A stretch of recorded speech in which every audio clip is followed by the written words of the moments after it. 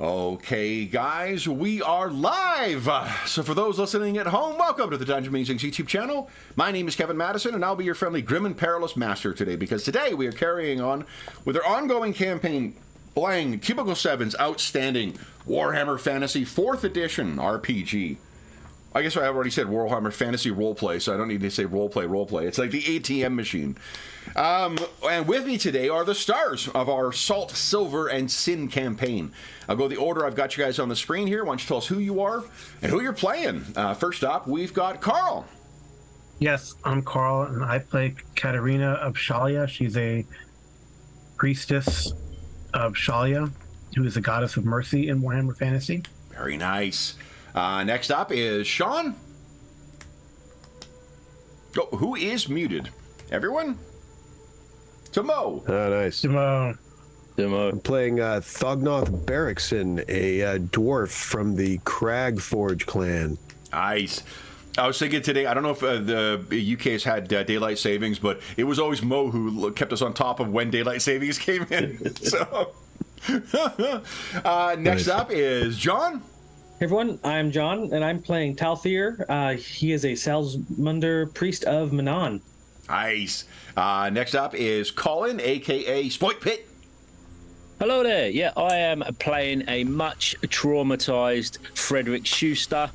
His career path is hunter. Currently is like a level, first level trapper, and he's headed out into the sticks to get back to his roots a little bit and calm down from the last session, which was, as I say, quite traumatizing. I mean, those orphans were really mean to him, so I can understand why.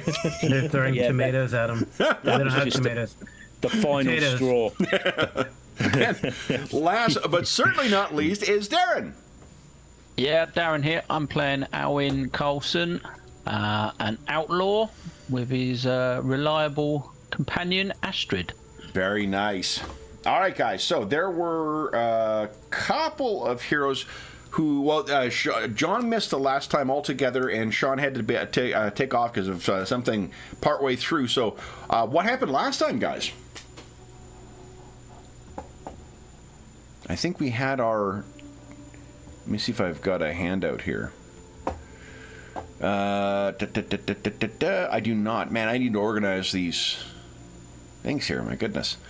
I don't think I had a image of our Berserker. But I believe that's where we opened up with, is with Thognoth having that Norscan in a headlock. Oh, yeah. Yeah, we spent quite a bit of time bringing that guy down. Katerina had him in a headlock. I think Thognoth did first. Oh, yeah, sorry. Thognoth was grappling with him. Thognoth was holding him down. Yeah, and then Katerina got him in a headlock. Yeah, it was like all of us were attacking the guy. Mm-hmm. So piling on him. Yeah. So that took quite a long time to bring him down there. He kept saying over and over, various people heard him sort of whispering and calling out blood, blood. And we finally brought him down.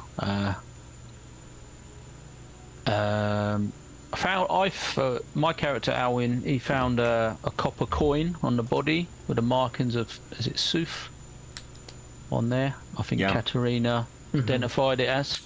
Yeah. And then Frederick went off to the temple and informed Mother Agatha about this discovery and this crazed Norska guy. So she sent a sister, Sigismunda, to investigate the site of the fight and sort of discuss it with us. Seemed quite concerned by what was found.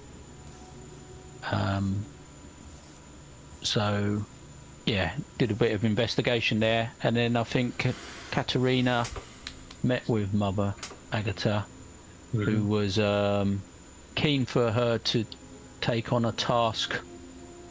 Yep. What was the task? It was like a diplomatic mission. Yeah.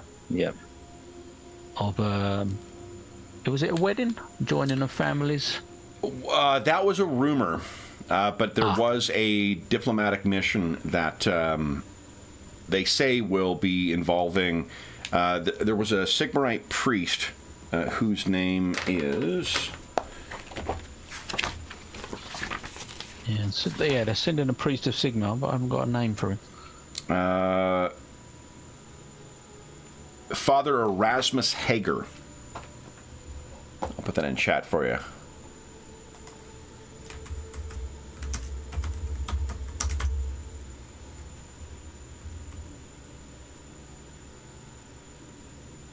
I think that's where we left it. With Katrina was discussing that with. Yeah. And what the expectation was that Mother Agatha had Katerina in mind for this particular task.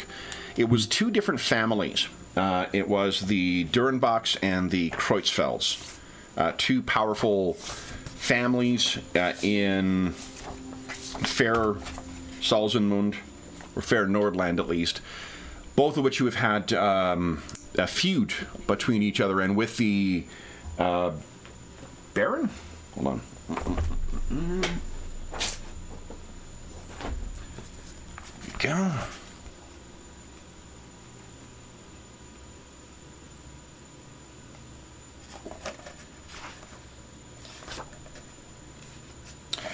With the Electric Count. Thank you. With the Electric Count, Gausser now in place, any kind of civil disruption in Nordland is likely to provide an excuse for the Middenheimers to try and seize control of this errant province. So it is important that this, whatever strife between these families has been the case, to try and put it to bed so they don't fight while, the Electric Count's attentions are faced elsewhere. Do you remember what concern Mother Agatha had about this Sigmarite priest? Or why she wanted to send you along, Katerina? I think it's sort of not a foil, but a counterpoint, because there's a tendency for the Sigmarites to be more martially inclined, and he's kind of has a reputation for being gruff, and he could cause, the diplomatic efforts to fail or have problems at the very least. Maybe. I think, she didn't necessarily say that expressly, but that's an absolutely reasonable inference to draw from it. She also, there was a connection that the Church of Shalia had to the families. Do you remember what that was? She had a connection? Yeah, there is among the families. Mother Agatha or Katerina? I don't remember her. Mother Agatha, the church itself. It's okay, it was... Oh, yeah. No, one of the daughter that Katerina, one of the daughters used to be a sister in the church. Yeah, Dorothy Durenbach. She was a member of the Church of Shalia, but left it to marry. She's now a widow. But the hope is that you might be able to play on those former sympathies, not to try and play favorites, but to try and bring the families together. Okay. You've also heard that the Church of Manon would also be sending a representative, and she thought that you were familiar with this person already. Right, that was Talthar, right? Correct. Was going to be sent. Yeah. Yep. So, anything else that we missed? Or does that bring us up to speed? I think I need to make a roll, maybe, if that's... Oh, yeah, we got a... someone needs to make a roll. Corruption roll for Thognoth. Thognoth, the Chaos Dwarf. Hey. Yeah, they don't make that army anymore. Except on, what's that alternate Warhammer Fantasy? Don't they have Chaos Dwarves in the, what do you call the video game? Warhammer Total War? I don't know. I mean, they've gone well beyond the established canon of the tabletop game for that, but This was a go. challenging, cooler endurance. Was that the? Yeah, let me just double check here. Because it's not disease, it's corruption. Here we go. Yes, a challenging endurance or challenging cool test.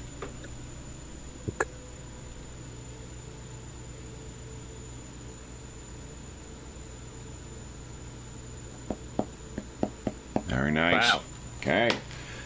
So fortunately, you're only a little bit chaos right now, you know? It's a partial laughed shot. at Exactly. Partial. One fingernail goes totally black. Yeah. But Bleeds all the time. exactly. I want this wound heal. Huh? Yeah. So is there anything else that we need to talk about before we dive into the session?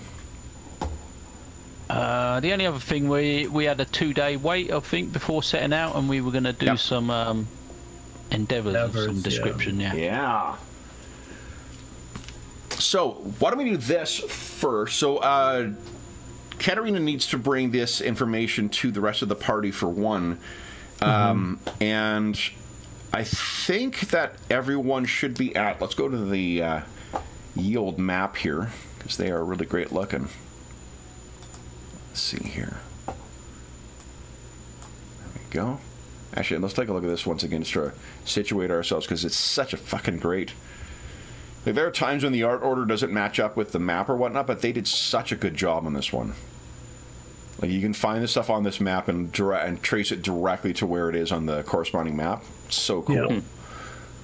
So, Thousand home.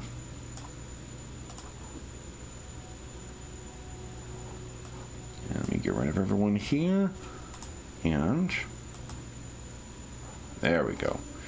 All right, so you guys are all at the Temple of Shalia right now, which I believe, is 7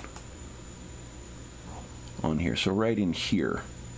Oh, right on there, yeah. So while Katarina is in with, I guess first off, we did sort of like rush that the meeting to an end because we're right at the end of the session too. Is there anything else Katarina wishes to ask of Mother Agatha? No, I think so. Not right now. Or, I mean, I won't be able to later, but can't think of anything that she would need to ask. Okay. So I think maybe we'll pick up with you guys all standing outside of in the House of Healing, the courtyard there. Thognoth, one thing that dawns on you is like with the whole, because you were the one who started to get the information out of what was your brother's name?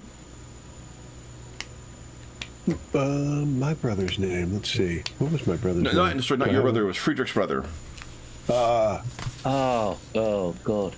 You think I'd throw me a curveball there for a second. I've got it here. It's the young fellow, wasn't it? What was his name? Oh, yeah. Conrad, yeah. Conrad. Nice. Yeah, okay. So it dawns on you, Thognoth, that like the thing that you went to the was it Shipwright's Arms? I think is the name of the tavern. Yeah. You're like, we didn't even look into what Conrad has told us about. You know, you fought that thing, your blood got up about that, and then you were dealing with the consequences afterwards. And Talther, you've left your charge back at the Shipwright's Arms, too. Drinking in the corner. It'll be okay. Yeah. We cut back there, and he's still just staring at his cup. Frederick, what about your sibling? Oh, yeah. We got to do that. We need to look into that. We do need to look into that. I'm not in a rush to get back to that Shipwright's Arms, though, if them priests and more are going to be there clearing up, because those guys give me the shivers, and I've had quite enough drama for one day. But perhaps a trip down to the quayside or some investigation down there would be good. And maybe there's a few other places we should be looking around, like where these folks from up north come from. The berserker guy and his little neck part of town. Yeah, because there is that one neighborhood where the Norskins seem to reside. Maybe sort of said we would get a little bit of background on this character and maybe what it led up to the events of today. But yeah, you're right, Fognoff. Need to find out what's upset the young fella. Your brother's not going to do anything until we get back, is he? Okay, here is for Friedrich's I don't edification. think so. What will be appearing in the Shipwright's Arms at present. That was that scene from the hard night at the rough night at the Three Feathers. Yeah. Yeah. I remember that picture. All right. So then, it's around now when Katerina would come out of her meeting to rejoin all of you guys. Yeah, and I informed them that we have a job, if you're so willing, and I explained what's going on and what we need to do. I guess Talthar, I don't know if Talthar is there. He's probably still taking care of that guy. Now, he left him behind to come with you guys. Oh, okay. So, Talthar, this is news to you. If Katerina tells you that, that this is what you're intending on doing, like, they really trust you with the drunk, and that's kind of it. Yeah, I don't... I could, they severely underestimate my capabilities, so it's time to prove them That's what wrong. I say. The old man will outlive most people in the church anyway, so he'll be fine. Yeah. So that's great. You get a... Unless they want you to take him with. I don't think any of us want that. Yeah, he may look feeble, but he's still got a mean kick in him. Ah. He'll be fine. So, what's our plan? We're supposed to go to the Temple of Sigmar, I believe. 2 days from now, you guys will be meeting up with the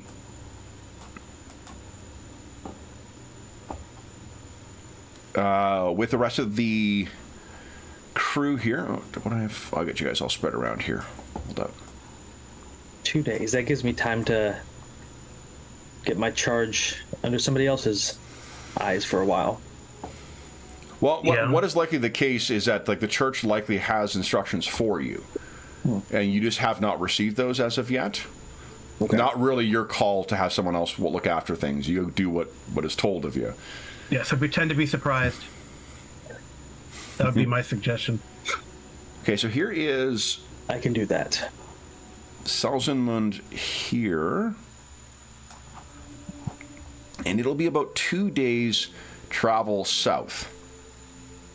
Is when you will be meeting up with apparently the representative of the High Elector and representatives of each of the families who will then be traveling to a adjoining neighbor who seems to be allied, or at least both of the families, the Durenbachs and the Kreutzfelds, are satisfied with them hosting them. Travel there, and then hopefully peace talks will result in a satisfactory resolution. It's important, again, not to put too fine a point on it, because these are two of the more influential families in Nordland, and they have control over the some of the silver mines in the Silver Hills. So, important allies.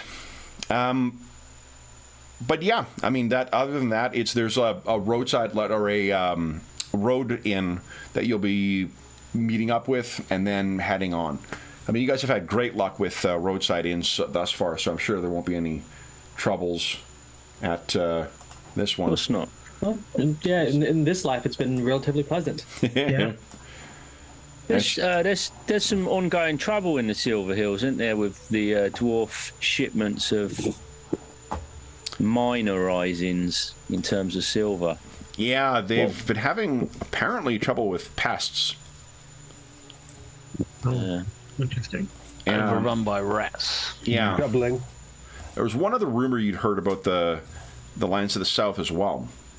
Mutants in those silver hills. Yep. I mean, any caravan driver loves to run their mouth and talk about how tough their job is, particularly in a town that is occupied by sailors. Oh, you think the sea is rough? You should see what we have in these hills.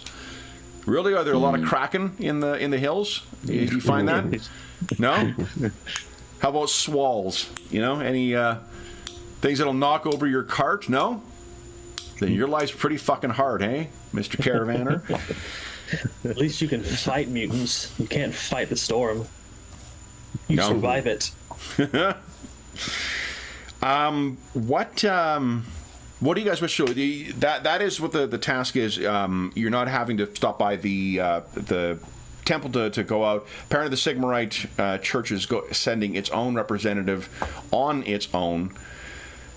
But that does leave you guys with 2 days to get anything taken care of that you wish to. Now, you know what a responsible Grim and Perilous Master would do is figure out what you were actually being paid for this. You know, because you would then be able to spend some of that money perhaps on some gear before you head out. Yeah. Probably. Yep. That definitely seems like something that a responsible Grim and Perilous Master, unless they were leaning into the grim and perilous nature of the world and saying you're only getting paid when the job is done.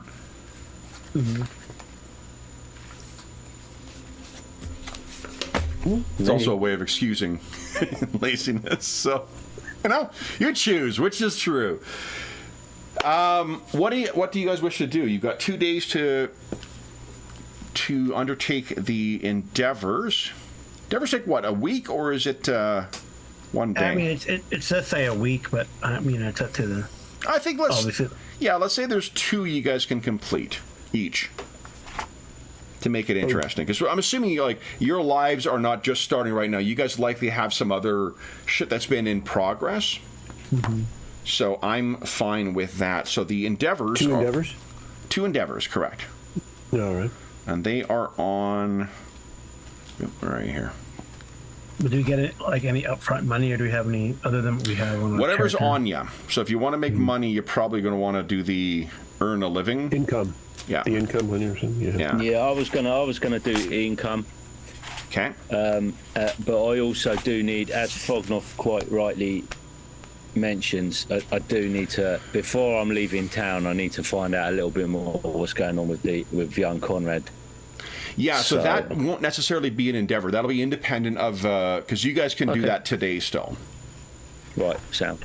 if you wish to. So, does everyone have at least one of their? And well, you know what? Let's deal with that first, maybe, because before we dive into the endeavors, that may be something that you may wish to deal with. So, Katarina, while you were in, Thognoth reminded Frederick that there was something that, because I don't think you guys actually discussed it with them, right? Yeah, we did in the end, because I was going to speak to our old man and as head of the family and sort of seek his counsel. And then you mentioned that I've actually known this band of reprobates for a little while now, and kind of trust them enough to not go blabbing about any sort of guilt that may or may not be associated with Conrad and the demise of this character who got caught up in the net and drowned. Oh, and So, we talked just a little bit last time, too. As a reminder, I'm trying to find the section here, but the long and short of it is there are members of the Watch who are technically part of the military who do wander around town, but like they're more about stopping fights or stopping any obvious threats than they are investigating anything. There is a healthy effort or healthy market for private investigators in Salzunmund, but you're kind of left to your own devices, even in the best of neighborhoods. And in the neighborhood that this occurred in, very unlikely anyone's going to come looking, you know, unless they have family or kin or connections. Then it's unlikely that anyone would be looking into these people. Yeah. So Yeah, I think we just outlined it because I'm in the company with some sort of wise priest-like types that know people and know things, and probably Taufa there with connections with the sea and water and stuff. Probably knows a good deal about drownings and stuff, and that's just not in my wheelhouse. See what I did there? Yeah, that's so it would have made sense to Frederick to have discussed this. So I think the guys are in the loop. Okay, so give us what is it that you told them?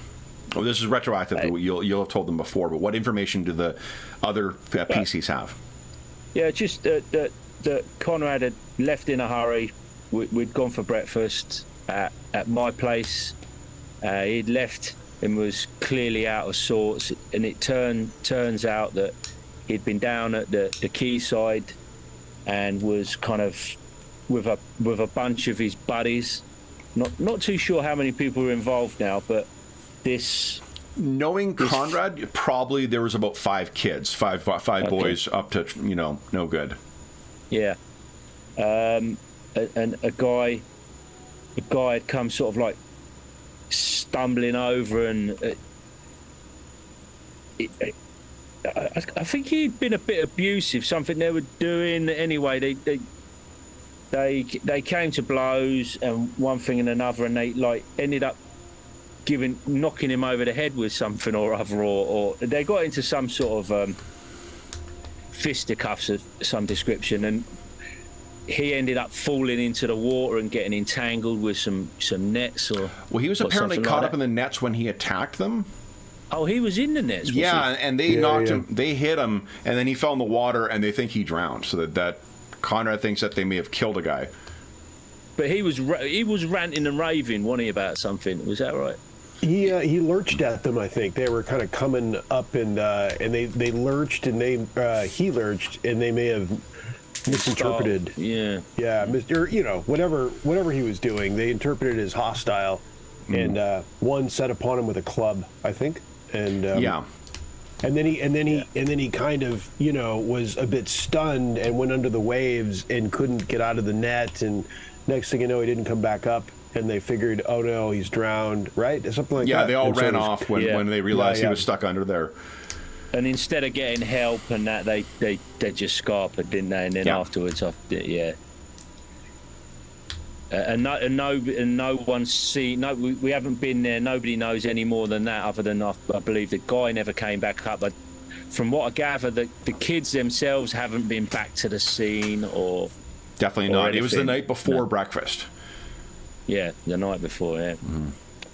So we really need to get down there and have a look and just try and get the lay of the land and scout it out and maybe inquire and see if anybody saw it, any witnesses or. You have a clear description of which dock it'll be at, so you sort of know where to go under to try and find this person if you choose to. So what do you guys wish to do then? That's what everyone is aware of. Anyone have any thoughts on Conrad's problem? Well, I'll put it to the group that I'm looking for help then. So I'll put it, guys, look, I know we've got all this coming up. We're going to be really busy, but if you want me to come along and assist you, it's entirely up to you. But I just need to find out a little bit more about this business down at the dock. So if you as perhaps come and give us your opinion and assist a little bit, it will get my mind at rest. Yeah, for sure. Yeah. Let's see if there's even a body there. This could all be in their heads. Let's just go and have a look. Yeah. Okay. So is everyone going then? Yeah, I think so. All right. Check it out. So you all head down there and tell us a bit about how you wish to approach the area. Like, are you making any effort to be inconspicuous? Are you all just going to kind of tromp down and go underneath the... Oh, we just lost... Oh, there he is. And he's back. Yeah, I lost everybody there. No problem. So it sounds like everyone is coming with you. How do you guys like? Are you keeping one person for a lookout? What's the plan? Well, Thognoth can't swim, so He does sink really well, though. yeah. If you need the bottom scoped out, he's good for that. I guess that's the question. Does anyone swim? Just in case. I think Katarina and I swim. Katarina's probably better at it. I think we briefly talked about swimming, didn't we? So I think Alwyn, with his sort of outlaw nature, he would be very more looking around, trying to keep an eye on if anyone's paying any attention to what we're doing, just in case it stirs any sort of connection to if there has been some sort of death or drowning. As a local, Kev, is it the sort of place where Frederick feels like he needs to be on the down low, or is he quite comfortable walking around this area? Yeah, you probably. I mean, it's not a place that people would choose to hang out. It's not exactly pleasant underneath the dock, but it's not. There's all sorts of reasons why people down by the waterfront might want to go somewhere for some privacy. So, they may not. The stealth roll would likely just be whether anyone may remember you going under there or not. But no, it's not like it wouldn't raise suspicions with you going down there. No, right.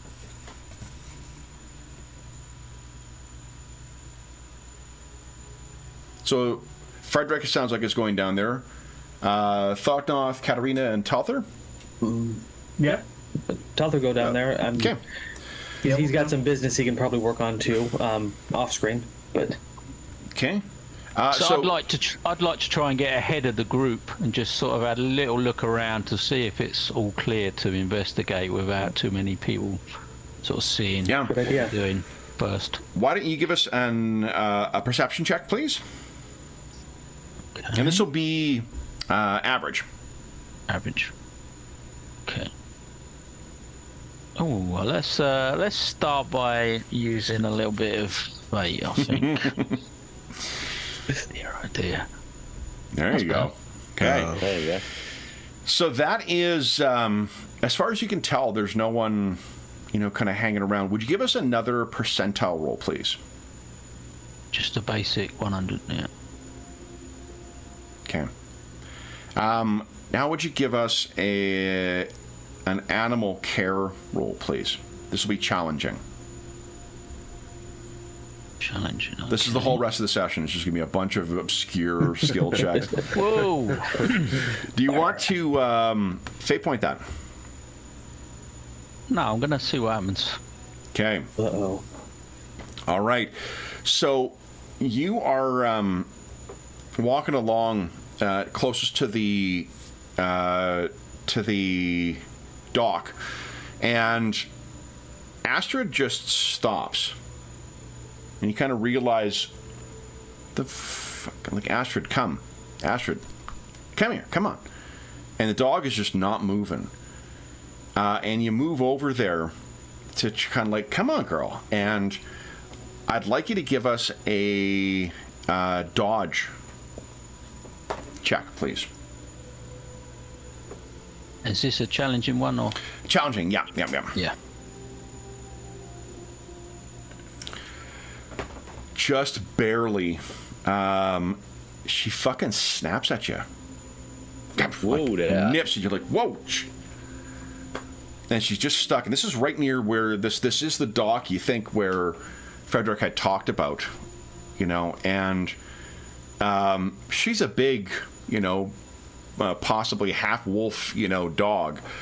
So she's going to draw attention in a moment, but she seems to be just fixated on this place. And I think you just weren't paying attention, but you can see like the ridge of her back is all the fur is up. Yeah. Well, I'll certainly investigate, or try and investigate what's focusing attention. You can give us an animal training roll if you want to try and like get her to I think with here, this will be an average roll because you do actually, like, this is your dog too. Critical success. So what is it that you do that snaps her out of it? I think it'll be some sort of just little, almost a toy or something that I carry in the pocket. You know, something really cheap but something cheap she's piece had of leather, since, maybe. Yeah, she's had since like she was a puppy, and it's all worn, and you know, it's almost like a comfort blanket for Astrid. But I'll get that out of the pocket and sort of Astrid, and I'll sort of wave it and get she it to immediately snaps out, and it's like, I don't think that she's snapped at you like that before. Like, something has really upset her beyond what you what you've seen her be around before. She's been scared before. The sound of, you know, cannons or gunfire freak her the fuck out. The sound of fireworks, dwarven fireworks, likewise kind of freak the fuck out of her. But not in the way of where she'll, like, snap out, snap particularly at you or other members of your family. This is very unlike her, but as soon as you get that treat out, she's immediately back to normal again. Yeah, so I'll realise that and give her a bit of a fuss and attention and make sure there's no sort of bad feelings between us, sort of thing. And then I want to go and investigate what was... And I think you probably know, like, when... And I leave her to one side to play with this thing while I look. She's certainly smart enough to know that, you know, when she's done wrong or stuff like that. And, like, there's none of that sort of apologetic... Her, you know, her tail's not between her legs, her ears aren't flat against her head. Like, she's not feeling sorry for having snapped at you. It's almost like she doesn't remember doing it. All right, okay. So, yeah, I'll leave her just to play with the bit of leather, whatever it is, and I'll go and investigate at the edge of the water, I guess, where she seemed to be drawn to. Sure. Would you give us a stealth check, please?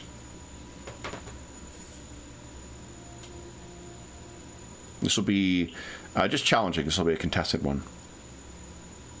Okay. I haven't got anything under stealth, so I think it's just agility, isn't it? Yeah, I think it's a basic skill, so this will be agility. Yeah. Challenging, you said, didn't you? Yeah. And remember, because it's contested, even if you fail, it's degrees of success, degrees of fail we compare. But look at that! Holy shit! Shadow. So, from where you are to down to the, like, if you walk to the side of the dock and you're looking down, it's probably about maybe 30, 40 feet from there, and then a slope down of mud and cake stuff. The smell is not good. Like, the stink of wharfs when it's, you know, salt water, that's not great either, but it's almost worse when it's fresh water, where there isn't that tang to at least kind of take some of the bite out of the rotting seaweed and whatever else has washed ashore here. And you can see the light is diffused through the boards that make up the harbor itself. So, or the wharf. But you can see, kind of right in the middle of where this is, there does look to be the remnants of a fishing net. And it's got like the little floats along the side, the kinds that you would set out and then come and collect later on. There are remnants of that in there, and just even in the dim light, in the shadow cast by the wharf, you think you can see an arm underneath, kind of like partly wrapped through the what do you call it? The net. The body, if there is a body attached to that arm, it must be underwater, because this arm is just barely above in the muck and sticking up. You can't quite see a head, whether that's under the mud or just dark in the darkness or whatnot, but you can definitely see an arm. It seems completely nude as well. The arm, at least, is bare. Okay. Anything else stand out about this arm? Any sort of weirdness where we've seen this Norska You can go give us mad the other day? Well, why don't you give us a perception check again? Let's see what you can pick up. This will be. I think this one's going to be. This will be difficult just because of the ambient lighting. I can't remember if you've got anything to deal with lighting, like night vision or anything like that. No, Okay. nothing like that. So This will be difficult, just from where you are. Do you wish to? Nah, I think he's got a little chance of success. So I here's think what he's happens: is you move your way up. The rest, you kind of see everyone else is kind of walking up right now. They're about a block away from you, kind of talking about what they're going to do. You hear Astrid kind of cry, and you look back. You're like, "It's fine," and then your foot slips on the mud. You hit your butt in the ground, and you're sliding directly down towards this, and you sort of splish in the water next to where this body is. Katerina, Thognoth, Talther, and Friedrich, why don't you each give us a perception check at average, plus 20. I'm gonna get there. Wow. You don't see it. He drowns. Yeah, exactly. Average, Hey, you there's said? his dog. Let's go say hi to his dog. I almost see it. I didn't really want to. Nope. No one sees anything. Oh, We were man. chatting. I think we're just chatting. We're chatting on the way out. Yeah. Yeah, Anyone yeah. can fate point that if they like. I will choose to do so. Or Just fortune 'cause- point, I think. Yeah, fortune. Because I don't want to lose a friend that early. There Okay, we go. critical success. So you can see it, Talther. You almost like make eye contact with Alwyn just before he slips and sort of slides down, and you can see Astrid sort of jumps up and goes kind of bounding over to where he was a moment ago. Let's first get this out of Probably here. Talfer's probably more aware of health and safety issues in the proximity of water. Exactly. He's on high alert. Oh man. I think it's more like just he was thoroughly engaged in conversation, but there's just something that tugged at his mind, and his eyes just snapped over just for a second. And See, more like- we didn't have the same like unbelievably grim what is it, like health and safety videos that the UK apparently had. Oh, They're right. like drowning in standing water and what? Holy fuck! Like Yeah. They When we did were not- kids, they were brutal. They were absolutely holy brutal. shit! Electrified on the railways and stuff. Yeah. Yeah. Body there. Yeah, that's what could Don't happen. go into substations. Don't go into substations. Don't climb on pylons because your friends will get fried. Yeah. Good lord. Oh, we got like how a bill becomes a law in the U.S. You guys got everything right. outside your house will kill you. And there were some nice little tunes attached to that, how a bill becomes a law, Oh, too. heck yeah. Little, like, Why doesn't everyone? Now I don't know. Apparently, some of the what do you call it? Some of the sheets don't require you to hit your token. So why don't you click on initiative for each of your characters without hitting the token? Let's see if that works with these ones. all right. It's looking like it's working. Hot damn! Where initiative is on combat. combat, yeah. Yeah, Right section, top left of the Stack. box. Got it. But it's Very nice. Okay, so it's the first round. Everyone other than Talther will be won't have an action. Let me add this in. Here we go. Here we go. I'll mention that there's a. I'm not sure what's about to happen, but I'll mention that there's a maximum advantage field under settings on the character sheet that might be a little handy. Oh, cool. Yeah. That we're not looking it up because what did I say? It was Since we're capping it. Your initiative bonus. Capping it at initiative, initiative bonus here, right? It's a bottom left, combat options, maximum advantage. You can Okay. set your, so it prevents you from accidentally, putting extra ones on there. Yeah. Well, that's great. And also, I changed my on the token. I think we were all default set to a maximum of 5. You can change your own. You know, on the token, there's a little on the left side, right side. You can change your own to your own actual max. Yeah, perfect. Okay, I need to check one thing here. It's a question of whether Alwyn will act first or not. Okay. You know, I with actually running the game again, tell you the thing that I really would love to see as one of our next things is a fucking book on chaos. Oh, yeah. It had a 3rd edition. No, 2.2 second edition. Second edition, yeah. I've got the second edition one, which is really fucking cool. But You have the sorcery book. Is there not stuff in the Imperial Zoo for chaos? it's a tiny Oh, okay. bit. Yeah, and actually, you know what? I don't know if there is. Because the whole conceit of that is that, like, it's hunting expeditions to bring things back to Altdorf. So it's a lot of, you know, you're not bringing okay. back, like, yeah. More creatures and monsters. And... Yeah, there's a little bit of extra stuff for, like, some extra rules for Skaven, but, like, you already get some decent rules for Skaven in the core book and in the, whatever the power behind the throne? I can't remember. Yeah, and which all one. the companions, you get stuff. Yeah. Like for Slanesh and Zinch. Yeah. Okay, so then it looks like... Hold on. Talther was the one who succeeded. So, Talther, you're going to be up first here. What would you like to do? You're you're about a block away from where Alwyn fell. Oh, shoot. I'm probably the only one that realized it. Did I point it out to anybody else? And then Not yet. we started. We're Okay. just picking up from immediately after you saw him fall. You're like, fuck!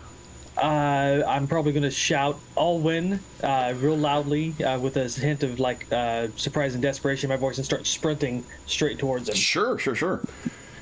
So the there And is hopefully the party gets the hint that something's happening. yeah. All right.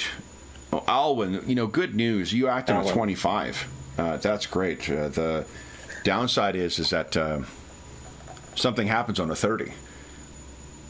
So you are racing towards there, Talther, and for the rest of you guys, you just sort of see Talther busts out into a sprint. Where you come to sort of rest, Alwyn, is with your boots partially, and your whole backside has got to be covered in mud at this point. And your boots are partially in the water. You're kind of scrambling, trying to get up. And as you are scrambling in there, now that you're down here, you're in the dim shadow underneath the wharf or the harbor, the dock. Can you tell how little I know about fucking sea-borne vessels? Like, I just throw a word, starboard, port, leeward. I don't know what's going on. All right, so I couldn't catch you if I wanted to on it, so you're good. So what happens is that hand, that bare, thin hand,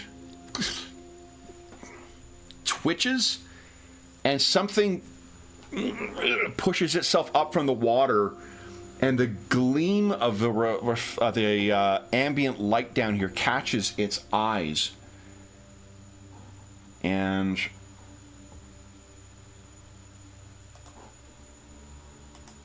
Yeah, that can't be good.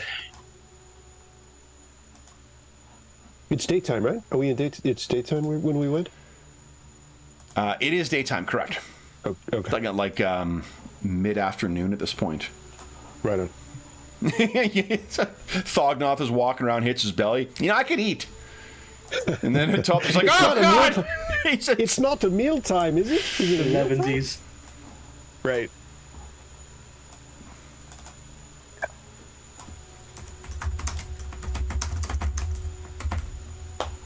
There we go. And we're starting off the proud tradition of naming shit things I'll forget. Whoa. There's not a head in its hand and there's not a skull on its waist, but it's really the face, I think, that will get your attention. And it raises up, and having seen you, it's going to move towards you. But let me see here.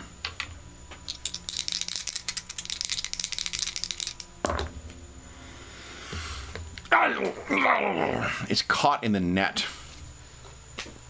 Yeah. Alwyn, you're the next one with an action this round. What are you doing? I'm doing my utmost to scramble out and back onto the dock or the wooden. Yeah. I think, why don't you give us, let's see here. Give us an athletics check, please. Yeah. Is this challenging in the current situation? This is probably challenging, yeah. Just because of the panic. Want to fate point that? Yeah, I'm going to give that one more try. Okay. No. You know what? Keep your fate point. I think it would be average. That you're not. There's nothing that's holding you down here. And there was the result of a critical fail. So, like, you would be able to scramble away from this thing. The only difficulty is, let's see here.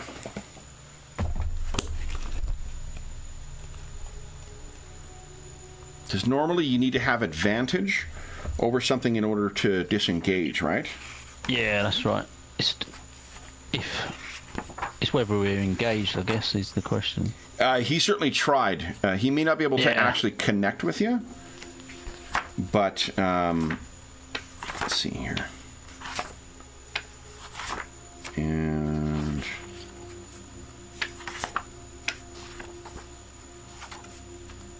like that.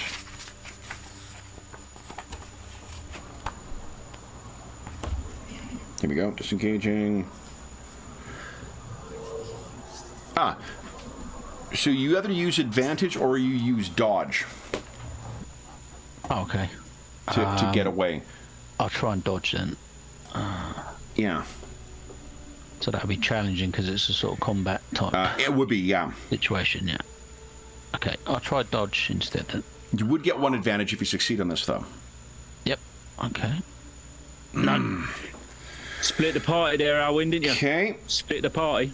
So the... One for the team. Oh, it is but this isn't a post test, so don't worry. That's only a failure of 2. I got a success. So... Okay. But... So I'm scrambling in the net. The thing is you're actually going to be able to get away, though. You realize that because of you were being a little or heedless of your own safety, this thing once again tries to get up and get to you, and its hand gets dangerously close to where you are, and in fact, like, hits the mud right next to you, and is digging a furrow in with those disgusting blackened claws. If this thing had not been restrained by this net, it would have easily torn into you. And as you're sort of scrambling up the side, it dawns on you that Frederick's 13-year-old brother saw this. I was just about to say I'm glad the kids didn't investigate. Yeah, so this thing, you scramble up to the top. We'll assume Talther's the first to reach you. Well, first to reach you is Astrid, who starts barking at the underneath of the dock. And Talther reaches you as you come scrambling up, and you're probably white as a sheet. Oh, in fact, why don't you give us a willpower check here? Or a cool check. Oh, okay. Oh, yeah. Is that still challenging? Or still? This one would be, I think, what is the fear rating for these things? They don't have a fear rating. So it'll just be average. Okay. Oh, missed it by 2. Okay, so then you are... Here we go. Fear is a psychological condition that is, I believe, listed right here. Okay, you guys, I got the rules for the bloody trots. So that's good. Oh my goodness. When you are subject to fear, you suffer -1 success level. You may not move closer to whatever is causing the fear without passing a challenging cool test.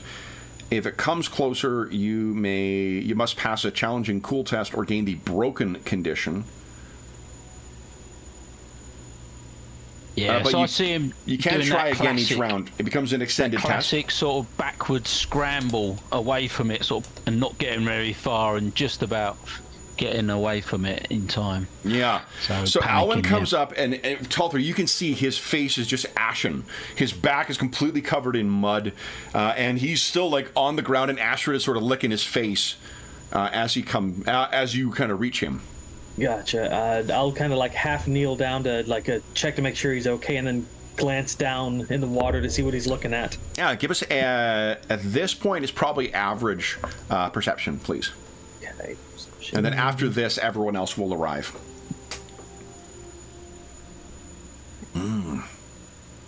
Yeesh. You know, fortune point that, or Why not? I mean, Kim? I won't do that. Average. There we go. Okay. So you can make out not only that there's the figure down there that is splashing and moving, you also can see that it is bent in a way that is not the way a healthy living thing may be. Tafel will kind of like flinch just out of like reaction to seeing it. He's like, Manon, preserve us. And that's around when everyone else arrives. You can all Did you see that thing? What is... Oh my god, what is that? Disgust.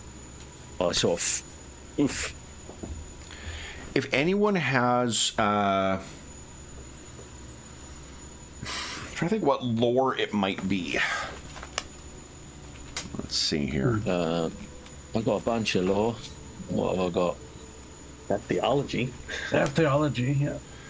I don't... Rockland Empire. Like, they're thinking like the lore of Manon. That may be called the Living Drowned or something. Undead. There is lore undead, but we wouldn't have that. Yeah, it's not. Really. So then, why don't we do this? Let's have just all of you can give us just a raw intelligence check at very hard. I've got beast lore. I don't suppose that covers it, no?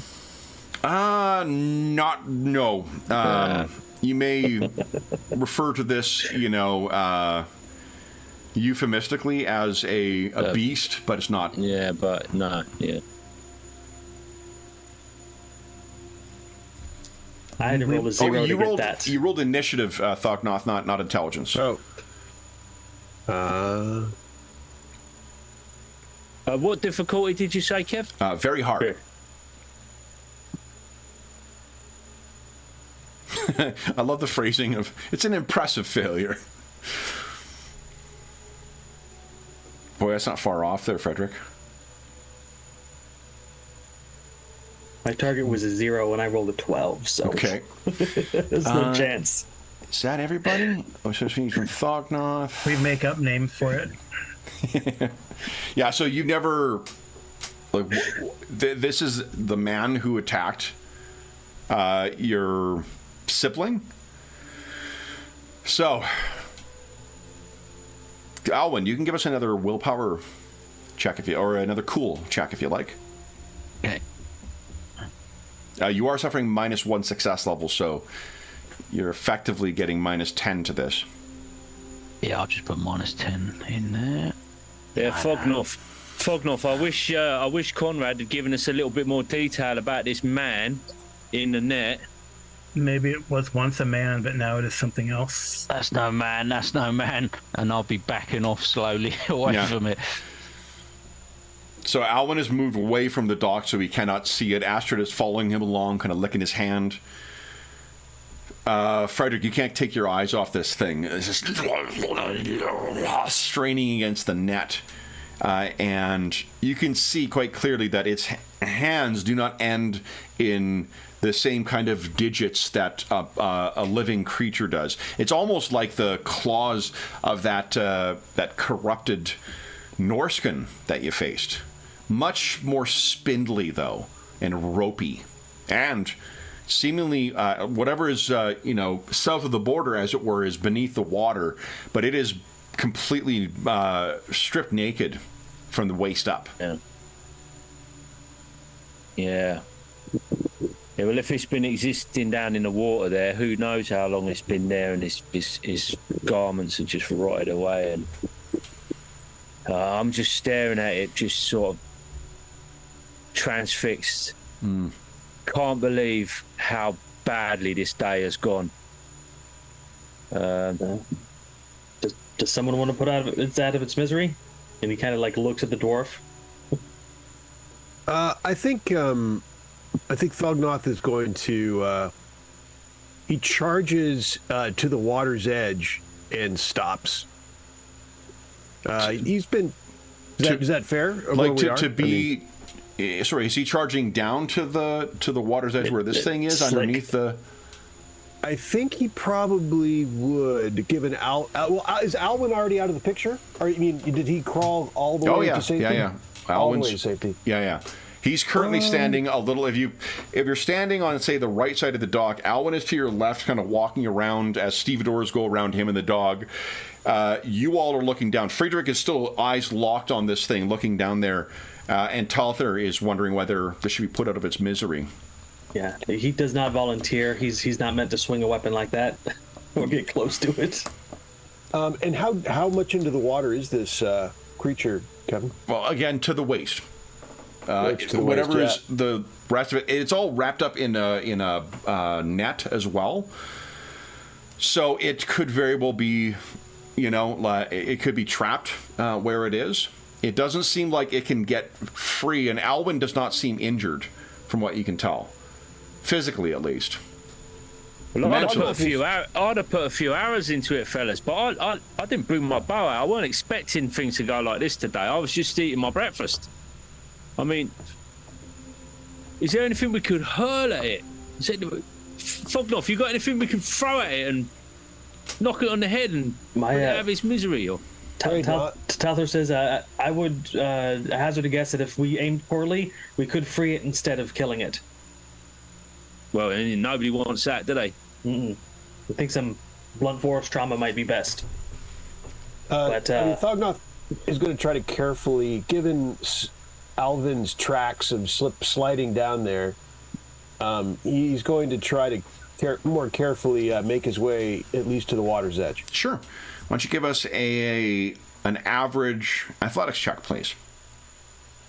If you roll 100 on this as well. I can't swim! Don't worry. You notice I said water's edge, so at least that's the target here. Let's see. Oh! Do you want a fortune point that? Well, here's some good news. I can make it so you don't have to breathe for 6 rounds, just in case. I think you need line of sight for that, though, don't you? Yeah, but he's in my line of sight. Let's see. Not if he goes racing down underwater.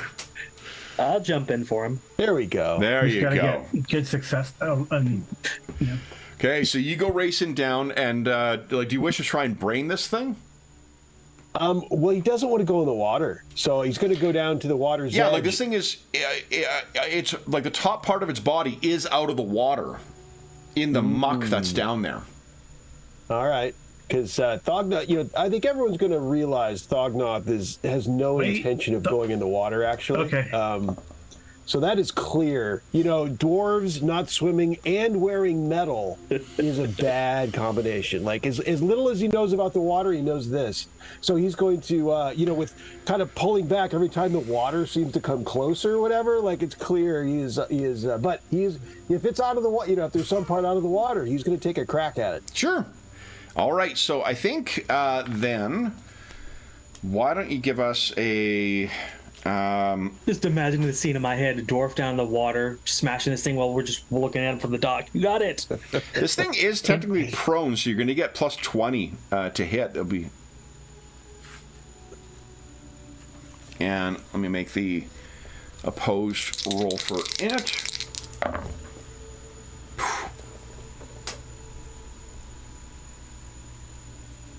So remember to click on the weapon, not the skill. Yep. Okay. Because then it'll roll all the necessary stuff.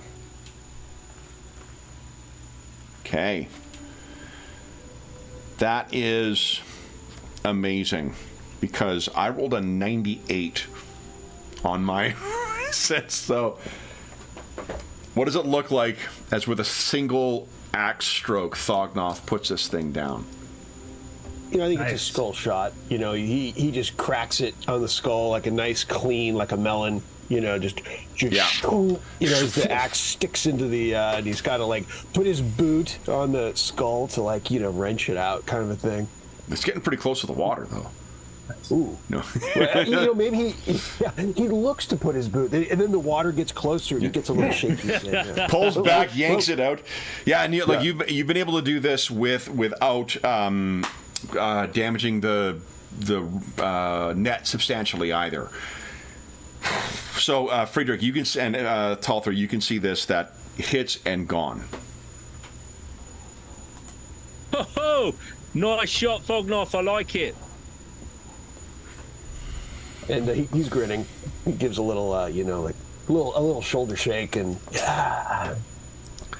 So, what do you guys wish to do now?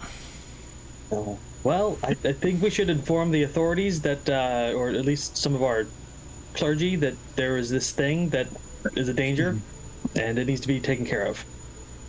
Yep. What are you talking about? This thing in the water. We should tell somebody. It's taken care of, right? Well, I mean, we can't just leave it there. Should we fish it out? I think we should try to fish it out. I mean, I guess I will ask Katarina Talther to think this through. If you report this to your church, who do you think they're going to send to pull it out? Well, yeah, I mean, somebody should know, though. We want to pull it out anyway, right? Fine. He'll roll up take his boots off and roll up his pant legs and get down there. Okay. Well, Thognoth's job is done. Thognoth's not going near that water, so he can go. Yeah, someone else is doing that part. He goes. Talther gets down there and splashes Thognoth a hand. I'll offer you a hand down, Thognoth, to try and pull you up out of the mud.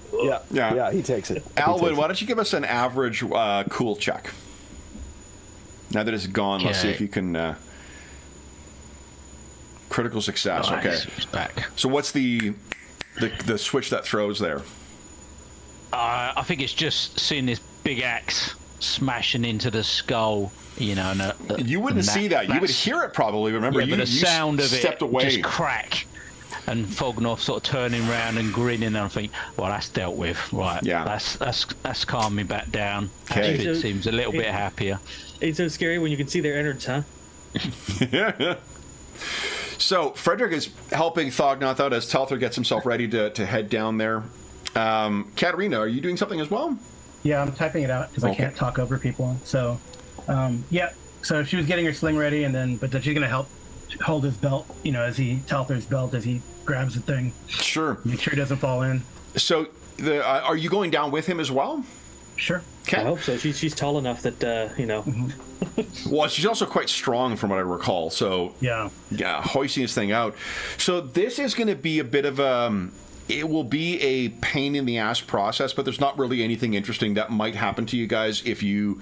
I mean, like the other 5 of them that are underneath the water, they're not going to be able to get out of the net unless you pull the whole net out. Are you pulling the whole net full of monsters out, or no? I'm using my dagger to surgically cut the net. To pull it out. Okay. So, no, I mean, are there more things caught in it? No. I'm just being idiots. It turns out, so like you're able to sort of pull this out. What you find is like it's a part of a net. So this thing maybe got caught in the net and then managed to tear some of the net free, but wasn't able to get itself out. It managed to somehow get itself to shore, and like Talther, you've. Like one of the things that, as a priest of Anon, one of the mishaps that can happen is that if a fisherman falls overboard and gets caught in a net, it's often the case that they're dead before you can get them out of the net, only because if they're caught underneath there, that shit's supposed to be strong and keep a bunch of fish in, so trying to cut yourself free and whatnot. This, either the net was very poorly made, or this thing was quite strong to be able to yank itself free. There's nothing on it. As you're pulling the body out, it stinks. Like, even more so than what a sunk, drowned corpse might be. Well, you know, if you've been around my old charge long enough, you know he can stink worse than that. This is less pickling, I think. But what you would know as a... I guess, Katerina, one thing you would be aware of as a priest of Shalia is to be cautious of touching the flesh. Ill humors can be caught from these things. Right. And Talther, what you're thinking of is, like, you've seen... I mean, obviously this thing was moving, right? So maybe it wasn't dead. But it's not bloated the way that a corpse claimed by the sea or by the water may be. Wholly unnatural. Yeah, lean, wiry, almost starved it looks. So yeah, he's a little more hesitant, but he pulls the thing up on shore just to make sure, you know, it's no longer a threat to anybody. What you find is this thing is has not a stitch of clothing on it. Oh, avert your eyes, Katerina. I've probably seen naked people. Yeah, she's like seen amputations and, you know, she's not a blushing violet. Right. When you pull this thing out, it looks well and truly like it may have been a man at one point, but at this point, it would not. It would be a blasphemy to call this thing a man. Its spine is twisted and hunched over. It's challenging to pull it out at first because the bottom part of its body seems completely stuck in the muck that's down there. But when you get it out, its spine is almost curved like a sickle. Now what do we do with this thing? Well, the immediate question to me, is there any more of them? Where's it come from? It's a good question. It's not like we can identify which boat the net came from, but... Anyone have any lore for Salzenmund? Or Nordland? I got Nordland. Give us you're a Nordland lore roll at... this will be average. And then, Carl, you got Empire, right? Yeah, Empire and Reichland. Yeah, I think the Empire one probably at average. I think not an average at challenging. Regular. Yeah, because it's just a very particular kind of bit of trivia. Dang, Frederick. Nice. So Frederick has definitely heard of this. So where is it here? Holy shit! So is Katerina. Jeez. I've been studying. That was one of my endeavors was that research lore. So I guess I looked at the pictures of monsters or something. Well, I think wasn't it you who was able to identify Sooth last time as well? Yeah. So she's studious. So here's what you remember is in the year 1681 IC. This is like 900 years ago. There was the Night of the Restless Dead. Dead rose both from the catacombs underneath Salzenmund and from the lake itself to drag people to their death. Even not good. Count Heinrich Moltke III was killed in that event. Because the lake, it's like Lake Superior. It's said that the lake doesn't give up their dead. Well, this one does at times. Oof. Well, I'm guessing as a local, then perhaps this is quite a commonly told story that they scare the kids with. Sure. There's a lot of traumatizing shit that happens in the old world, but like the dead coming up from the lake, where locals would respect that, and they've lost relatives, perhaps in bad weather or whatnot. All of them coming out to claim people and drag them back to the lake definitely is one of those more popular stories. Mm. And if you don't go to bed on time when your parents tell you, and you're out sneaking about on the streets, the dead will come from the lake and grab you. Yeah. Well, the good thing is you can tell your brother that he didn't kill anyone. This thing was already dead. Yep. Yep. Mm-hmm. I don't think he'll be back down here again in a hurry when he gets this tale. It's a good way to reinforce those they'll come get you if you're not being good. Exactly. Make him straighten his ways up a little bit. Mm-hmm. But your brother didn't see a naked creature attacking him, did he? Was it not a man? Well, he was not in the best of frame of mind. He was. We didn't stop for very long, and he was just, ranting about this, and he wasn't very clear at all. So maybe it's dim down there, and maybe they didn't fully see, but it fits the description in terms of being tangled in a net and lurching up. Well, it lurched up at you. Yeah, it was night. It was night as well. Yeah. So maybe he didn't clearly realise what a lucky escape he had. Yeah. I'll be having a word with him. Drinking going on too. Maybe he did. Maybe he got a little of the. Oh, Mum won't be happy if that's the case. Boy's a little too young for that. Yes, yeah.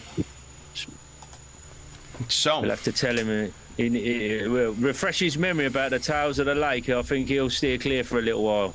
Yeah. What do you guys wish to do? Well, we should also inform. Is that the So I guess Talthar and I are gonna go. So whose sphere of influence is this? Should I retell the Shalia because it could be disease, or since it's from the water, should we tell your people? Whose jurisdiction? His jurisdiction. Yeah. I think Shalia is most likely to be of interest to it, and also this is a moving dead. A chill goes down Frederick's spine because the keepers of the Garden of Moor, they certainly those who violate Moor's dictates. They don't like undead. So yeah. Okay. Either would be a suitable first choice for this. Okay. Well, we'll have Frederick go tell the priests of Moor. Yeah, and you can get someone else to go and tell them, Katerina. I've done enough running around. Well, it's for your brother's benefit. Yep. I'll do lots of things for my brother's benefit, but going to the priest of Moor is not one of those things. We can send them a letter. Send them a letter by all means. But I'll not deliver it. So, what do you guys wish to do with this body or carcass? Well, that's what I mean. We deliver it to the priests of Moor, I guess. Inform them. You know where they are. It's not far away. The shepherd arms.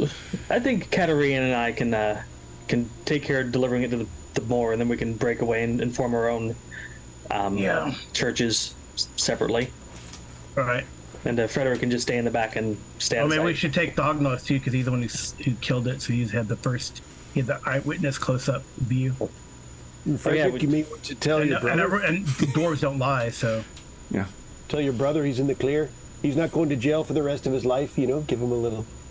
Yeah, I'll tell him. That's a good idea, Fognoff. That'll set his mind at rest, and that'll mean I'm way too busy to go to the priest of Moor then. All right, so we have Katerina and Talthar going to deal with the priests of Moor and form the followers of the grave god. Frederick is heading back to the family. What is Alwyn doing, and what is Thognoth? Thognoth, are you joining Frederick back to the Schusters? I was hoping Thognoth would come with us so we can heap the praise on him for slaying the beast. He's happy to. He'll it's fine. What insight do you have, dwarf? They seem susceptible to axe to the head. A unique weakness. The solution we came up with worked again. What they say, when you have an axe, every problem looks like a forehead. So, and Alwyn, what are you doing? I'm gonna sort of lean into my endeavour of doing some one-to-one training with Astrid and like calming myself down. And we need to talk about your nipping. All right, so with that, we're at our mid-sessions already, guys. Holy smokes! Holy cow! Why don't we take our mid-session break now, then we'll come back and talk about your endeavors for the time before you're departing. So for those listening at home, we'll be back in about 5 minutes.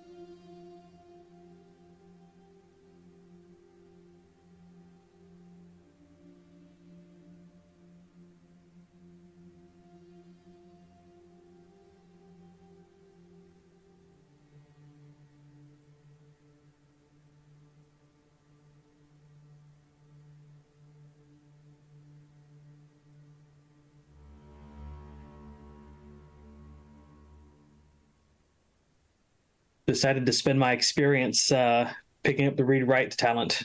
There you go. I'm literate now. I picked up blessings. Nice. I mean, you can only heal like 1 point or so, but Oh, you got healing. Nice. well, we get all the blessings. Well, we get blessing of healing, breath, conscious, protection, nice. recuperation, tenacity. So we can keep 2 people from drowning. Nice. Yeah. Or if you roll high enough, you can keep multiple people from drowning. Nice. Like you can affect for every 2 SLs, you get some extra effect. Yeah, range, target, and durations, I think. Yeah. Mm-hmm.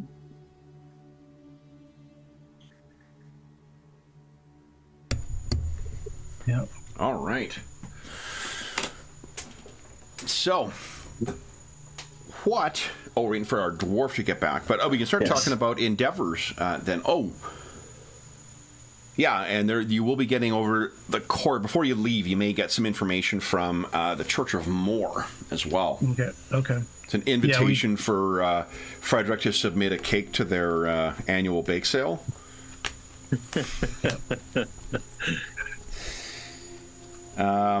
So, what tasks or what endeavors do we wish to? Let's do a first round here. Anyone feel free to jump in with their preferred endeavor. Yeah, I was going to... Go ahead. Well, I'm just going to do income for my character. He doesn't really have much to do in the other areas. Okay. So if you guys wish to strategize to cover areas or whatnot, like the finding information thing in particular could be of benefit. Where the heck am I? Oh, yeah, that's the latest. I could probably do a research lore.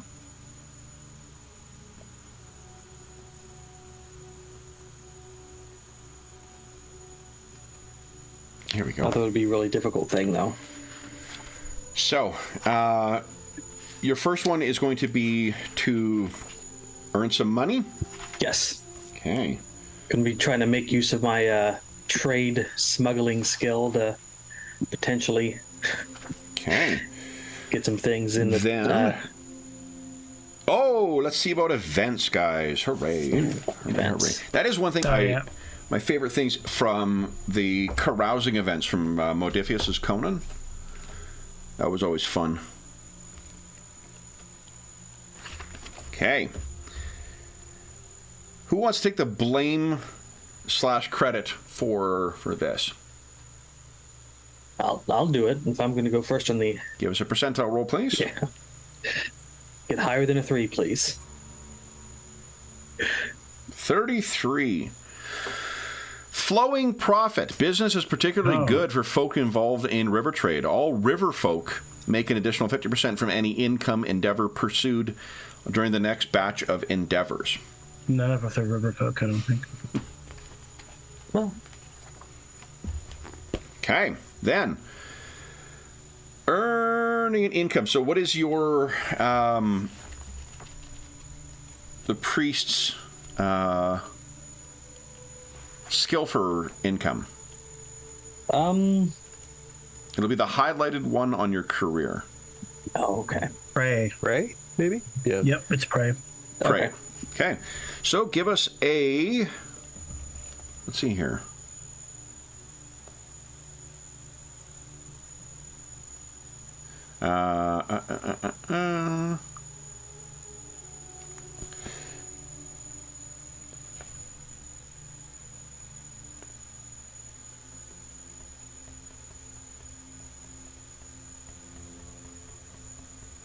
Not sure the difficulty on this one. Yeah, that's what I'm just rolling. I'm checking here. I don't actually know. I don't think there's a roll, to be honest. But no, I think there is. It says certain results in the event table may directly affect your income. But the income's on page 52. Yeah. Depending on what tier you are, brass, silver, or gold. There it is. How much you earn. It's on the top of page 52, yeah. An average dramatic test against the earning skill of your career. There it is. There we go. So give us an average pray check, please. Shit. Whoa! So you failed, you receive half of the money. If an astounding fail, -6 is scored. You've had a very bad week and earned nothing, or your money's stolen, or some similar mishap. Okay. So your what is your tier? It's brass, so 2d10. 2d10 brass pennies. That. Oh, good. I get 3. You are not necessarily the most popular priest in your church. Well, so. I mean, it could be that I earned more, but I had to pay off people to keep their mouth shuts or something, or pay protective money. Or you're just not very good at your job. How do we? What's the roll after? So 2d10. We're brass 2, so it's like 2d10. Yeah, exactly. So, Katarina, is yours going to be earning as well, or you need something else in mind? I think I might try to earn, because if I earn enough, I'm going to try to increase reputation. Sure. But if I don't, then I'll do research. Go right ahead. So it's a prey at plus prey at average. Average prey. Okay. Just going around praying for the sick and all that kind of stuff. Mm-hmm. You can do. Like there, just pray. Average, you said? Yes, please. Nice. Success. There you go. So 2d10. Yeah, 2d10. Thadnoth, Friedrich, and Alwyn, what are you doing for your endeavor? 6. Your first one. Nice. I don't think I have enough. Yeah, I don't think that's going to be enough, but... Thagnoth is, he's going to do some kind of, I guess it'd probably maybe some guarding, maybe a guarding of a ship that came in, like the car, whatever his, because his is melee, so some kind of, around town, some kind of... knock, knock, knock, who's there? Breakers. What? Leg breakers. Go ahead and give us some... Skull splitters. Skull splitters have arrived, eh? Melee check at plus 20, please. All right. Where'd it go on me? Here we go. There we are. And what tier are you? Brass. We're all poor adventurers. There you go. 2d10. Then Friedrich and Alwyn. Friedrich is he wants to get out of the city for a little while to let some of all the process all this that's been going on. So he's going to get out into nature and do a bit of try and generate some income from his hunting and trapping. You got it. So that's an outdoor survival. Which outdoor survival is your skill? Yeah. Go right ahead at average.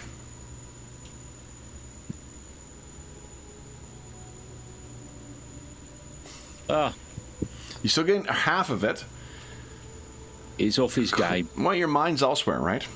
Yeah. 2d10 brass pennies halved. 3 as well. Okay. 3. Yeah, it's not too bad. And then Alwyn, you said you were animal training for this first one. Is that right? Yeah. So average animal training. Okay, average. Oh, can I re-roll these? I think so. Yeah. Okay, let me give that. Oh yeah. Oh. That hits real close to home. At least it's not a -6. So As the owner of a rescue. Very, very true. Okay. So first round is done. Second round. What would you guys like to do? I am stashing my money. Okay. So I think I need to roll a D100 when I would choose to pull from it. But aside from that, let's see. And that's something we need to do. If we'll lose all our money if we don't do that in this particular situation, Kevin. I'm just checking. It's the banking. Yeah. Banking. And then stashing. That's the situation that we would. We're in that. Let's see here. Bank. All right. As noted in Money to Burn, all coin remaining at the end of your Between Adventures phase is lost before the next adventure begins unless it is saved with this endeavor. So if you have a lot of money spare, it may be worth a trip to the bank. but you have to be silver and gold. So that's for investing. For stashing, right. anybody can do it. Anyone can stash. Yeah. Is anyone a smuggler? Yes. You are? Were you? Oh no, you're a smuggler career then. Oh yeah, not yet. No, I'm working towards it. Oh, okay. I got trade smuggling. Smuggler would have gotten extra money this time. Okay. So, yeah, so Talther is stashing his money. Anyone else? So, to be clear, you're not going to lose money, as soon as we start your journey, so... It's a nest egg. If the church gives us money to start the adventure with, and I'll have something to fall back on. Well, again, you're in the adventure now. Like, no one else is losing their money. You wouldn't lose your money if we're... Okay. Okay, so I don't have to do that one then. No. Gotcha. So I'll let you think about that. Does anyone else have it already? Yeah, I don't know. What do you guys think? So, I think research lore might be the best bet because it's an average test, and I can try to study these two families, look at the legalities and empire lore, and get some useful information. Or it's harder, but I can increase if I pay 12 brass pennies, I can potentially increase my standing to better negotiate with these people. But it's harder. It's either Prey, it's either 40, or the research one would be 58. So about 50-50 either way. Whatever you think, Katarina. I mean, improving I'm not much of a reader. negotiations sounds good, doesn't it, for this task? But What's that? Improving what? well, if you're able to negotiate better, I mean, that would sound like a good endeavour before Yeah, so this then mission. Right, she'd have the standing of a actual, the next one up, not just an acolyte, but the next one up, right? Depending.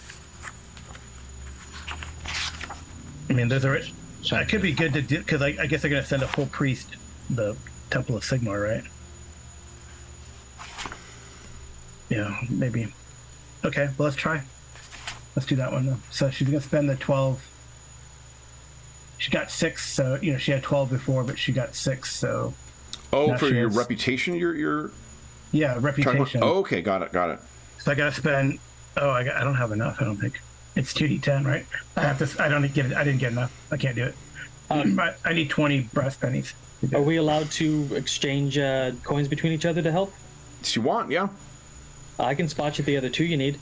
Okay. Let's try it.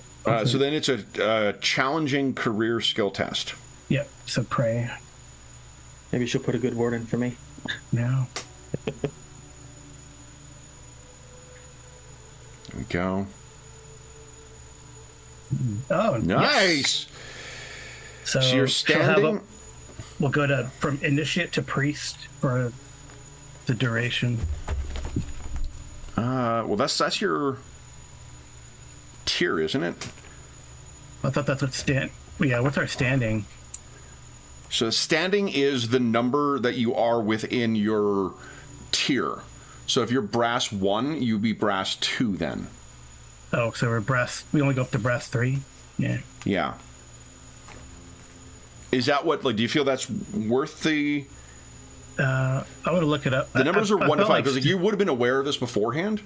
Yeah. So the standings go between 1 and 5 within the tier. So where that might be helpful for dealing with the nobility is if you're on the cusp of becoming silver, spending that and bumping yourself up from brass 5 to silver 1. Okay. Then you're going up a tier, not just a standing. It's still not nothing. What that would mean is you'd also get the plus the bonus for people you have a higher standing for in the brass tier. Mm-hmm. Yeah, I'll do it. I feel like it. Yeah. Okay, that's fine. Okay. It also helps if you do it beforehand and then do your earn income. Then it can, if you're on the cusp, to get more. Well, I already did that. Yeah. Okay. Everyone else. Thognoth, Talther, Frederick, and Alwyn. Thognoth is not much of a reader, so he's going to let the rest of them go on lore. Not a big lore guy. Well, actually, you can't because you're not an academic. Yeah, it's academic. That's what I meant to say, but I'm just, that's his, I'll let you do this, Thognoth. You can't.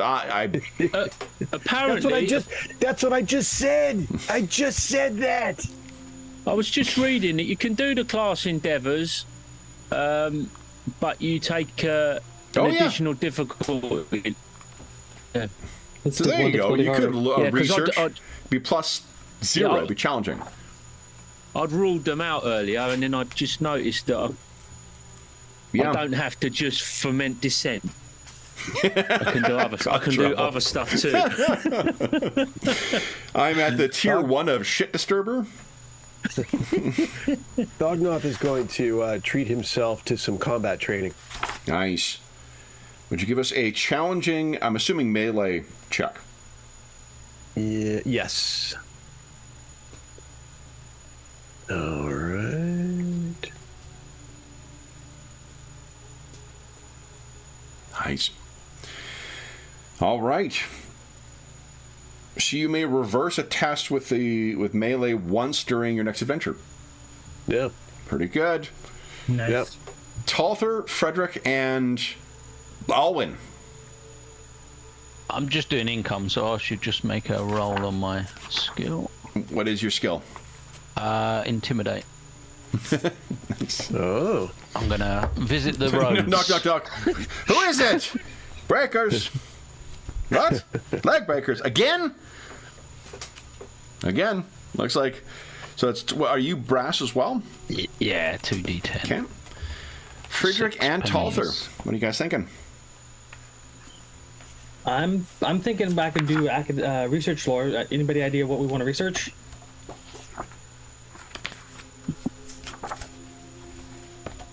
Because we get. Yeah, we could research the family. Yeah. Do you have lore empire or lore? I'm going to be doing Otherwise, this at a penalty, Norma. so Oh, Whatever you unless my theology can come into play. Whatever you think. Yeah, theology not likely. What other lores do you have, Talther? None. So I'm going to be making it a difficult test. So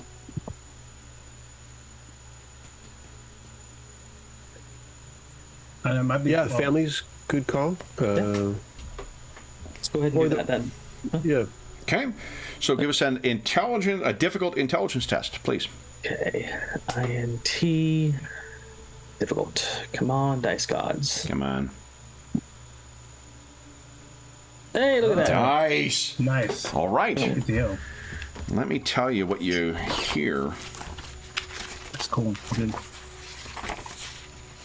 So each edition wants to add another piece of information. Cool. Ah,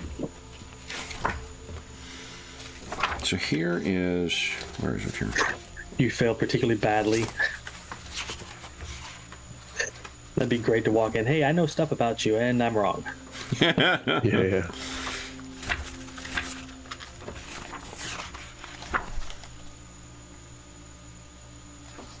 All right. Where is it here? There is a list. Actually, a list in this adventure of the rumors. I'm just trying to remember where the heck it is.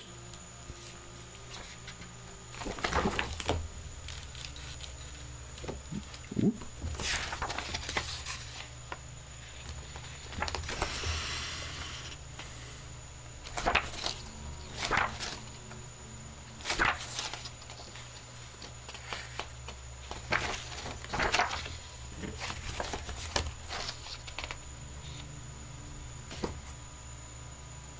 Here we go. Here we go. Here we go.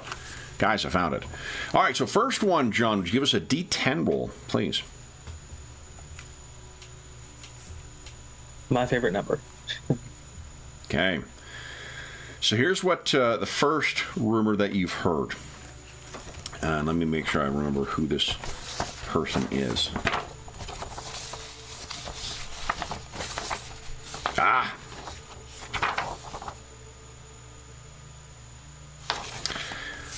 So, the Kreutzfeld family has two sons, Friedrich and Jakob.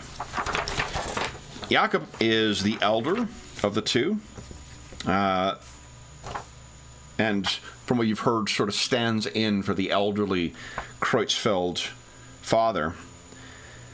Friedrich is the younger of the two by a substantial mile. Jakob is almost twice his age.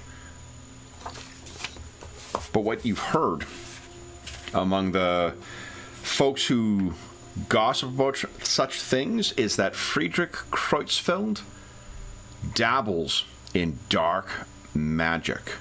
Uh-oh. And has been known to sacrifice animals on Hexenstadt. That is one bit of one rumor you've heard. Give us a D10 roll again, please. Your second. Ooh, now about his brother. Here's what you've heard. Jakob Kreutzfeld is being forced to marry Dorothy Durenbach. Oh, that's her. As part of the peace accord between the families. Being forced, so he's not happy about it. That is the rumor. And the age difference between them is substantially less than between Friedrich and Jakob. Those are the two rumors that you've heard. Nice, thanks. Okay. Friedrich. Yes.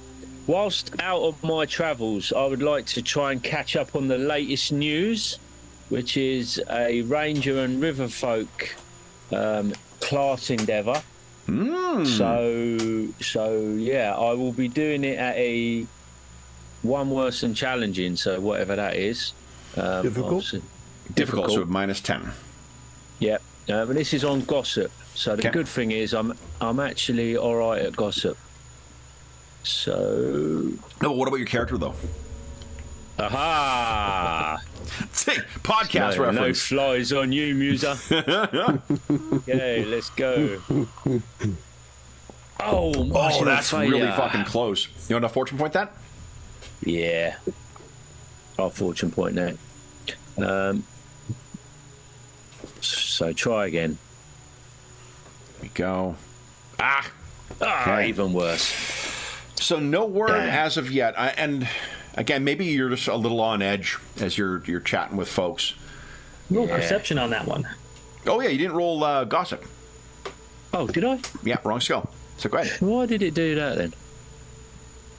Dunno. Oh, that's weird. I must have clicked on it by accident. Now I've lost it. Gossip. There we go. Here we go. Okay, gossip at difficult. Come on, big money. Let's see some green. Critical fail. Yes. Someone remembers that you were asking about the Kreutzfelds and the Durenbachs. So with that, that brings you guys to the day of travel. Anything else you wish to do? Anything you wish to acquire? We do have information for you for the Priest of Moor. Right. So this will be... Let's give... Yeah, and it's going to be like easily like, the guy's got to be like 87 years old. He's got a, one completely roomy and weepy eye. He smells vaguely of medicine and creams, and insists on talking to Frederick a little too closely. Let me explain to you, sir, what we've found. Spits a little bit when he talks, too. And his name is... Let's see. Here we go.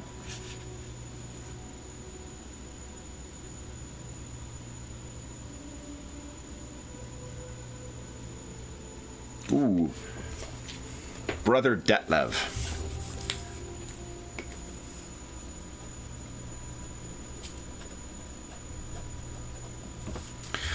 So he may come to the Church of Shalia to meet up with all of you when, because I'm assuming you guys may want to all, receive this information. If I have that wrong, I can give it to Katerina and she can distribute it to the rest of you guys.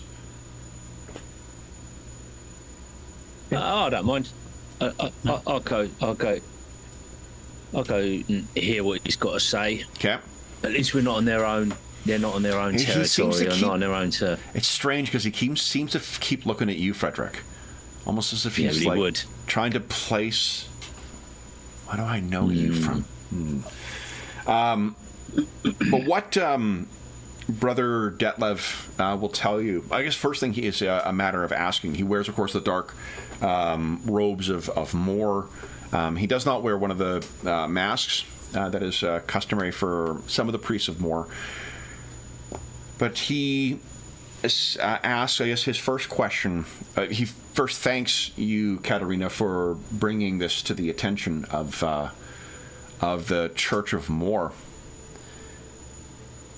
Did any of you touch the creature? My axe touched the creature. When you, Dwarf, you face this thing, did it scratch or bite you? No. Tath will say I'm the one that cut it from the net after it was good and dead. So I touched it. I think that this creature may have been good and dead before you faced it. Well, yes, but it's still animated, or it was still moving. Indeed. Did any of you touch it? Let's say point Lognoth, not knowing why he asked again, he says, my axe touched the creature. Oh, is he suddenly from the south now? One of them rare Louisiana dwarves.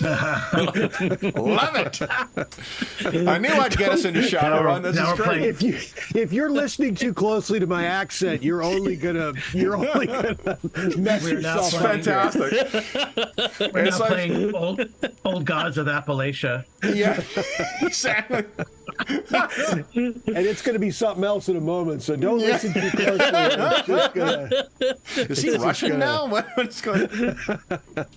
Egyptian? What's going on? For the amount of bad accents that we bring to the table in the game, still my number one favorite is when James gave us a Texan accent by way of his Scottish accent.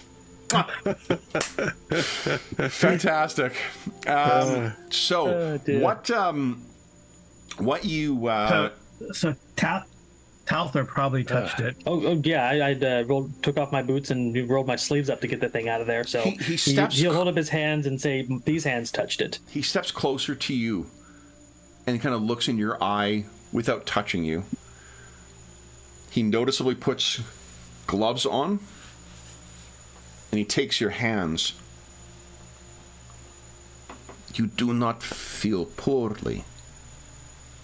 No, I feel good. Goes up and kind of opens your eye. No sickness? Nope. Manon has blessed me with good health. Fortunate. And accepting the dwarf's axe, did any others touch this thing? No, we were pretty adamant about letting the dwarf go down while we watched from the dock. It was quite a spectacle. Well, I mean, what about... Well, Frederick, what about your brother and his friends? They interact closely with it? That closely? I didn't get that impression, but I seem to recall the club, the youngsters' club made contact with it. Yeah, that's what I remember. I'm sure that's what he said. This young man, family, friend? Oh yeah, my brother, my young brother, Conrad. Yeah. And the young man, is he poorly? I mean, he was a little bit upset about the whole thing, but I mean, I've checked back in with him, Kev. Did I notice whether he was No, like, poorly as far as you can tell, it was a load off of his shoulders when you told him that, they didn't accidentally murder somebody. But he didn't talk about whether they were touched or whatnot. Was he scratched? I don't believe so. No, I don't believe so. I mean, see, I knew this would happen. As soon as a priest and more are involved. Now I'm going to have to go and find out and check, aren't I now? So, I don't know. I'll find out. Now you've got me worried. It has been 3 days since he faced it. Yeah. He steps in, that roomy eye seemingly staring at you. If he was to be affected, you would know by now. Ingolf von Tormen writes of such things. Oh, right. Okay. Whoever he is. But obviously somebody knowledgeable. Was a very learned scholar who studied such things. Von Tormen writes that creatures such as this, with the bent spine and teeth for consuming flesh, his word for them are ghouls. Really?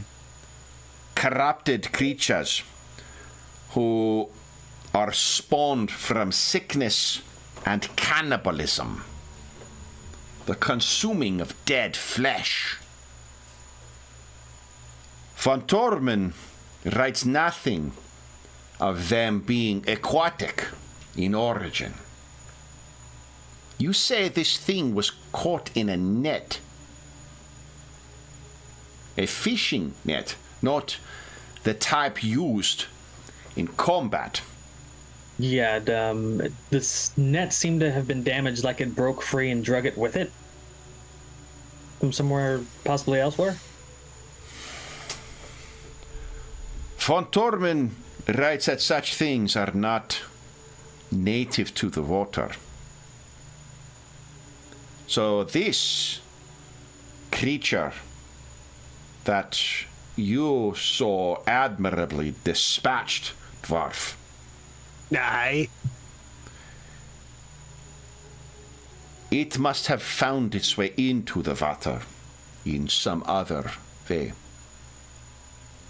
Could it be that someone was transporting it? A necromancer. If so, if there is some cargo.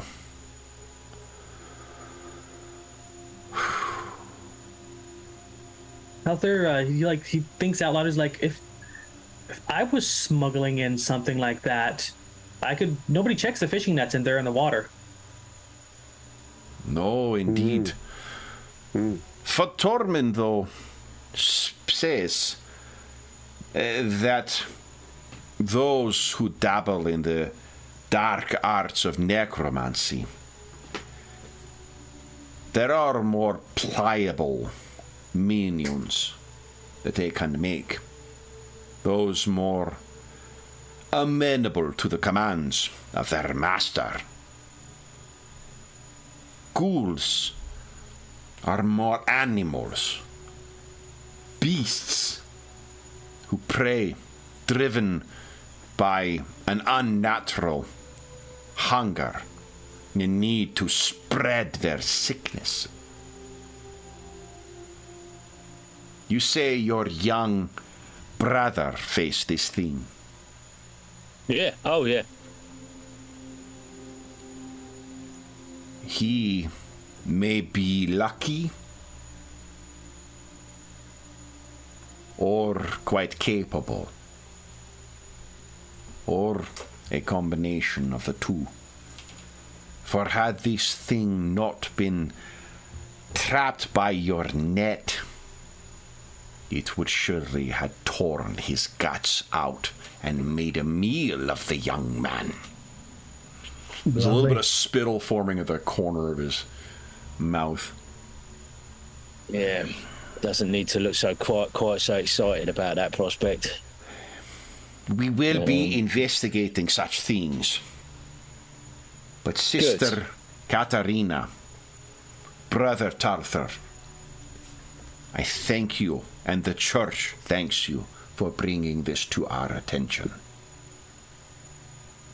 Yes. Well, we all need to work together to protect Salzamund from the foul powers.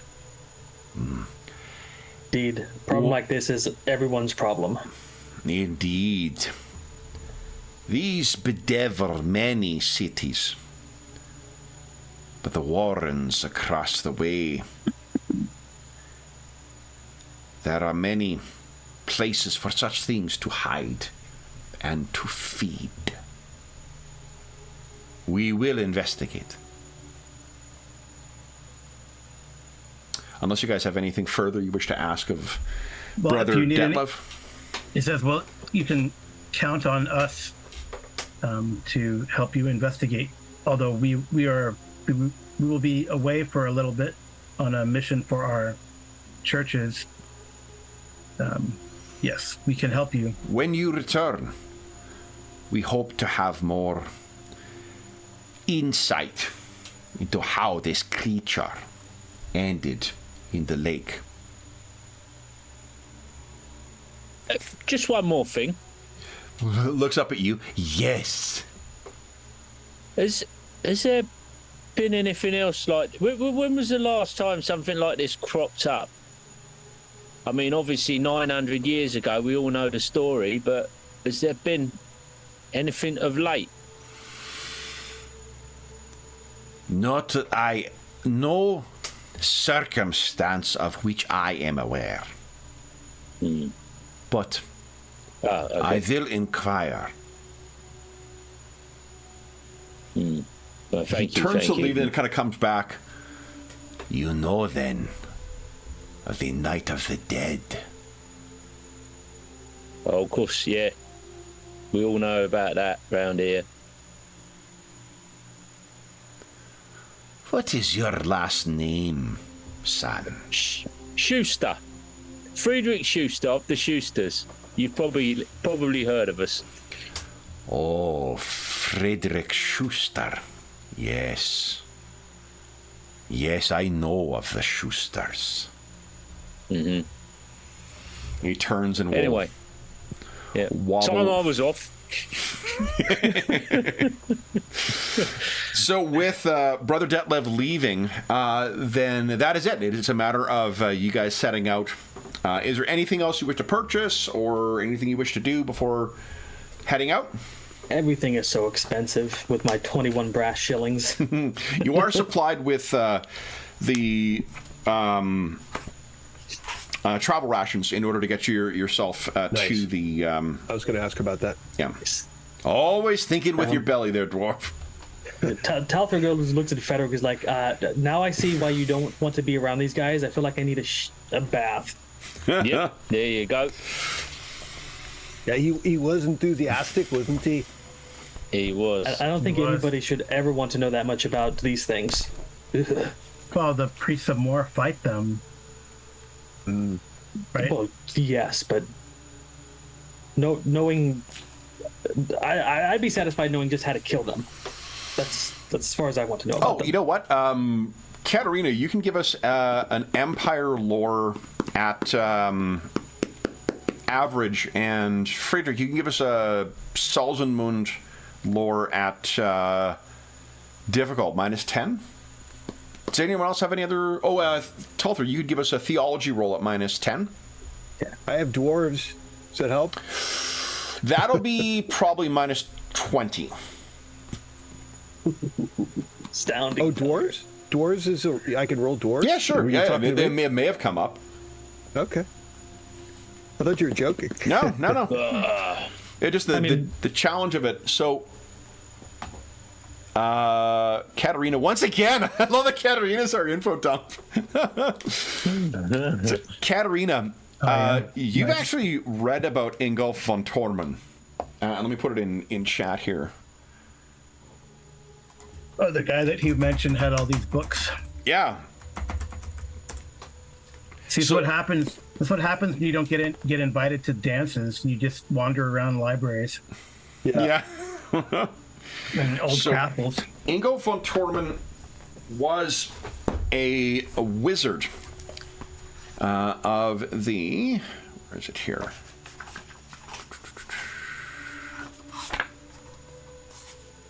of the Amethyst College. The Wind of Shyish. He wrote extensively on undead and on necromancers and such threats. It's said that he died when a town marched on his tower and murdered him as a grave robber and a heretic. So you got the full torch and pitchfork treatment then. Wow. The actual merits of you rolled 3 successes. It said that his studies and his publications, while very insightful, progressively became more prescriptive than instructive. Whether his murder by mob was a act of justice or injustice is a matter of conjecture, but you are aware that the works of von Torman are quite instructive in these things, but it depends on when in his life he wrote it. Right. Yeah. So. Well, I mean, Katerina, being from a wannabe noble family, would tote the party line that says that, eventually this forbidden knowledge corrupts. So, she's, she explains this to everyone, Yeah. as if she were probably patronizing them all, but that's her way. I think that's why I'm worded out by this guy.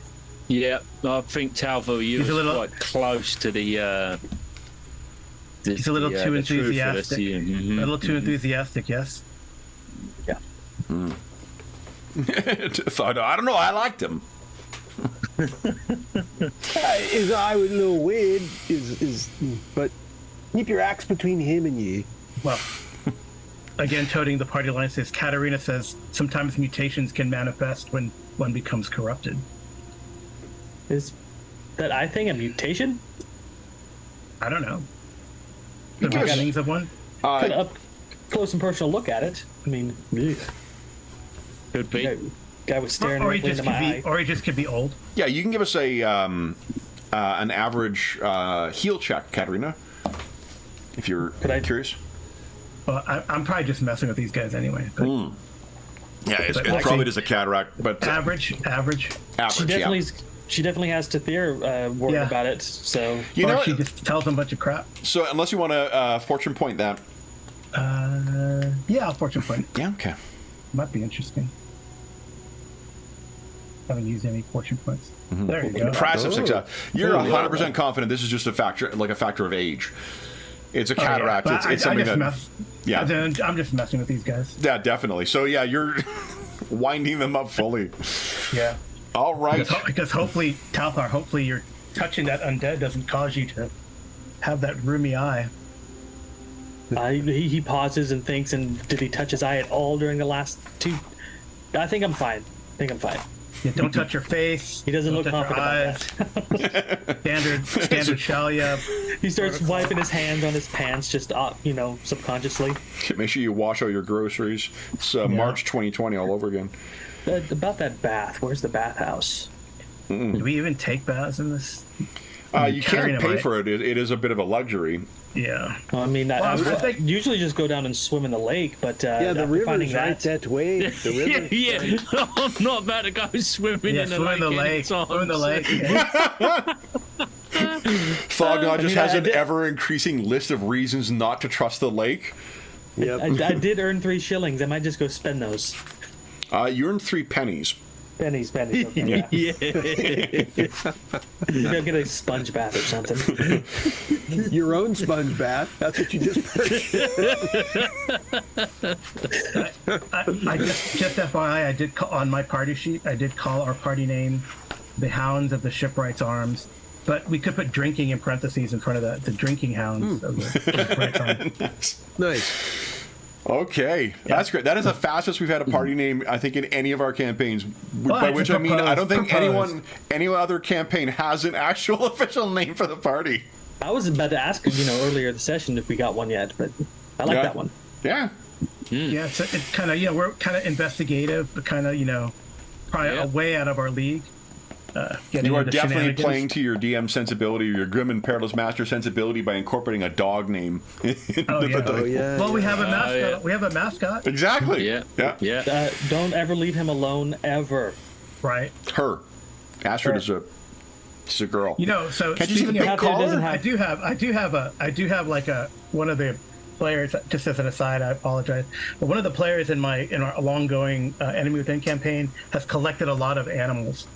Oh, nice. And then in one of the adventures, like they actually like did the thing like this, where they get the meat to the animal, and then he just stole the guard dog. They just took the guard dog. That's awesome. And then it's the name is Fang, and you can actually buy talents for the animal. He bought talents that had fate points, but one player did say, not the player who has a menagerie, but the one player did say, if you kill Fang, I quit. Because that's their mascot. Oh boy! Well, Astrid is a name now, and I can't remember. We had, I think you called your dog Kobold in Night Below. Yeah, it was Kobold and then Kobold 2 after you killed the first one. Yeah. Oh, marsh lampreys can be really hard on a pet. Well, he was doing what was it, an ode to the Tremors anniversary at that time, so yes. I knew I shouldn't have left him outside. They let the dog on watch after I'd said it's the anniversary of the release of Tremors, one of my favorite films of all time, and did not end well. All right, so here's what we're going to do, guys, Mr. Schuster, or Herr Schuster, would you kindly give us a 1d10 roll? Yep.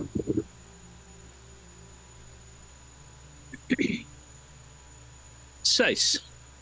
Okay. Oh, and then one more roll, please. Same dice. Is this weather? Are we rolling for weather? Oh, sure. Somewhere Dave is feeling left out. All right. Then, would you give us one more roll? It's got to be weather. Actually, not. Although I do have rules for weather in one of the. I think it's Death on the Reich that has comprehensive travel rules for weather. I think it does. Yeah, the river stuff. That's a fantastic companion. There, I made a list. I went through all of them when we started this game after we made characters, and wrote down okay, what's going to be useful from. Thinking nice. Maybe 2 or 3 of them. Every single one of them has useful stuff, and one of them it's all of it. All of it is useful in this campaign. Nice. Yeah, I mean, I know in the first one they have herbalism rules. Yeah. So right. It's just amazing. Cubicle 7 has done for all of their games that they've been publishing recently. They're all fucking amazing. Everything has tons of useful stuff in it. Yeah. Mm-hmm. And their license got renewed, so they should be around for a while. Oh, did they? Oh, that's wonderful news. Yeah. That's nice. Well, even their 5e, I'm using that Uncharted Journeys, their 5e version. It's the travel rules for from Adventures in Middle-earth with the Middle-earth shit stripped out and more D&D stuff in. Fantastic supplement. One of the very best set of travel rules I've ever. About that. Yeah, I absolutely love it. So it's just a generic 5e. It's not Adventures in Middle-earth. So it's not Middle-earth, and they've expanded on it too. They've added stuff in. Yeah, because Free League on has Adventures in Middle-earth right now. Yeah. Lord of the Rings role-playing, I think it's called now. Yeah, maybe? it's the equivalent. Yeah. But I dug out my Adventures in Middle-earth the other day and started reading through it again. I've forgotten how much cool stuff there was in there, really. Yeah, it's really, I was very oh, come on. And I was very, very wrong. It's a fantastic set of rules. Okay, so then, speaking of fantastic, you guys are setting out for your trip. And first 2 days are almost entirely uneventful. And imagine, since we mentioned a party name, what about, is this worthy of a short-term party ambition of what we're setting up for? Yeah, you know what? Why don't we do this? We're in our last half hour. Why don't we quickly complete the diplomatic mission with a short-term ambition? Yeah. We also successfully. I should say successfully. The players also, or the characters, I should say, have not set their goals either. We said let's meet these characters and then go. So, do you want to talk about setting your goals? Oh, I kind of had, but okay. Oh, did you already? Okay. Yeah. I set a long-term goal, but I don't have any short-term ambitions. Okay. Yeah. I had put on my short term, hear the voice of Shalia, so learn blessings, which I did already. Oh, nice. But then I got a new one here, a more powerful voice of Shalia, which would be learn invocations, miracles. So get to second level or second tier, right? Because I got to do that. Oh, okay. So then, so you will be able to get the extra XP from achieving that that ambition then. Yeah, and then the other long term is destroy servant of the Fly Lord. So. Okay. So hold on, let me write these down. I should be aware of these. Yeah, that's a good idea because I think. Not to call out any names because I won't, but I feel like one of the players that I remember he told another player that, oh, I got 2 long-term ambitions right in a row. I'm like, that seems really weird, but he never told me, so that's a good idea to write them down. Yeah, not that anyone here would do that, but no, and like at the end of the day, any XP always is to remind us. Like I get final approval of any of this stuff, so I want to make sure. So first, for the party goal, what was the party goal or the party ambition? Or successfully complete the diplomatic mission, right? Yeah. I would say I'm putting successfully. If we complete it, but successfully complete, right? But we don't start a civil war. Complete mission bracket successfully ? Optional end bracket. Right. No, I put successfully. And then the bracket on the end is in Talthir's handwriting. Yeah, because we could totally screw this up. Okay. So complete diplomatic mission. I'm going to write everyone's names down. Anyone have any short-term goals or ambitions? Mine was establish a relationship with Salzenberg's Temple of Grimnir, if there is one. Ooh, that's an interesting question. Okay. Well, it could be another god, dwarven god, but he's no. Like one of the reasons why I wanted to run like a custom campaign instead of running one of the pre-gen ones, because I really want to have it go where your characters are interested in. I've got plenty of capability of making trouble for you with whatever you choose to do. Yeah. Because it didn't strike me that Salzenberg had a Dowie neighborhood, so I don't know if they have a temple or not. Well, yeah. Now, let me think about that, because and if not here, one of the other communities, because there is the difference between the two major. There's the Craghammer or something like that. Cragforge, and there's the other one. The other one is descended from Norse dwarfs. So they may be inclined towards something else, but they also may just be full on, more Grimnir than Grimnir. Yep. Okay, so we're just talking about short term. There's a Godfather. There's like a, they have the dwarves have their own Sigmar too, like that the big one, one that I can't remember his name now, but the dwarves are all hopped on. I think it's also Morden. Oh, wrong verse. Yeah, Morden. Yeah. Okay. Grungni is their big dog. There, I think. Yeah. Okay.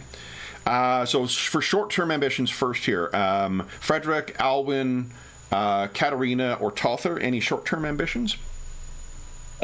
With short-term ambition, I'm thinking like the past few sessions, Frederick has been. Well, he's had this thing with his brother landing on his plate, so he's been working towards a resolution for what went on down at the docks. I don't know if that counts as a short-term ambition or not. Yeah, I'll give you a goal for. You can take a reward for that. Okie dokie. And then, do you have any current short-term ambitions? I think his current short-term ambition would just be to get to know these fellas better, and being the youngest, I feel like he's probably a little bit insecure about the whole situation, so he probably wants to prove his worth to his companions that he's not he's not just a run-of-the-mill two-a-penny Schuster that you find everywhere. There's Schusters everywhere, and he wants to sort of stand out as like that ties in with his long-term goal of being a notable sort of storytelling kind of person held in high esteem by the community as a kind of he's got these bardic tendencies. I feel like he wants to be this great storyteller, but he wants to prove his value to his companions initially. Okay. So, if you can make some sense out of that, Kevin, Yeah, I can. So resembling, let his fellows know he's not a plonker. basically. Okay.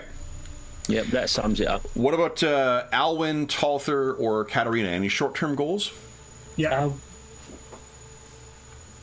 Talther has one of his short-term goals is he's been like adopted into the Church of Manon and hasn't really seen the world at all, so he's pretty insular.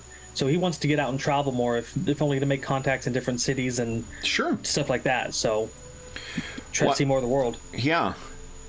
Okay, that's great. So this could be achieved by just heading out to the south. Carl, sounds like Katarina has one too. Yeah, well, I said here, learn the invocations miracle, so get to tier 2, but that could be more gamey. So if that's too gamey, No. then, Did you?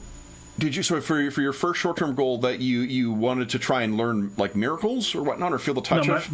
The first goal is the blessings part, right? Because I opted not to get blessings initially, although I could have. Right. So, but have you achieved that now?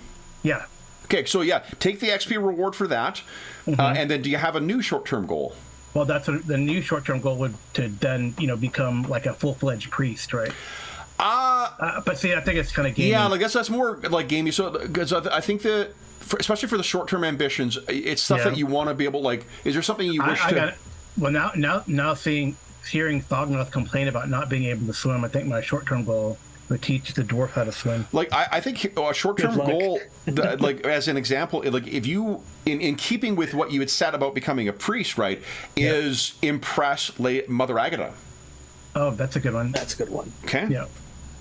Because so the long-term goal would be teach Thognoth how to swim.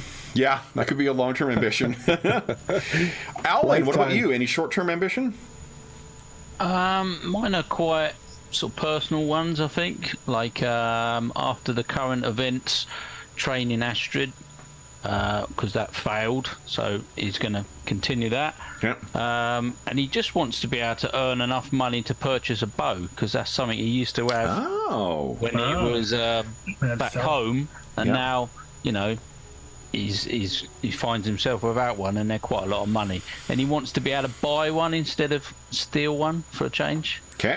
So that seems like that one's more probably long-term. The short-term is maybe train Astrid. Okay, I'll put on the long-term there. Yeah, like if you're spending your downtime doing that, like but that's something that's worthy of a reward. Talther's long-term goal is to find out which of the nobles conscripted his father and pretty much got him made to be an orphan in the first place. Yeah. What he does with that is another long-term goal, but... Okay. What about, does anyone else have a long-term ambition they want me to be aware of?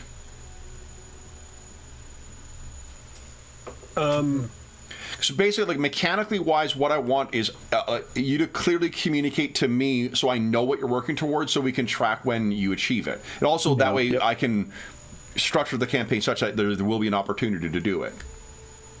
So Thognoth's got a couple of long term. One is to earn a nickname from his clan. Okay. Because apparently dwarves' last names periodically get replaced with a nickname. Okay. So it'd be Thognoth the, Skullcracker or whatever, that kind of thing. And the other one is and your nickname is Breath Like Cabbage. Wait, no, God. No, redo. The trappings that he is aware of for moving up in the Ironbreakers is ridiculously expensive. So, I mean, it's wildly, I like Sean took a second, it's like, does a double take? Because it's not like, we're not talking level 4. Like, level 2 is preposterous. So, it's almost like you pay a cost for starting with plate armor and a shield and... That's true. That's fair. That's fair. But the next one up is like, it's not just gold, it's like all sorts of gold. Like, it's like piles. So anything that is mechanically related to, I'm not going to suggest that that's a legitimate long-term ambition. That's something you have to do in order to advance. So that's not really like, that is a destination for the character inevitably. So you're not going to get a benefit from meeting the criteria for your next level in class directly or indirectly. But if there's a story-based thing that you wish to tie into that, then absolutely.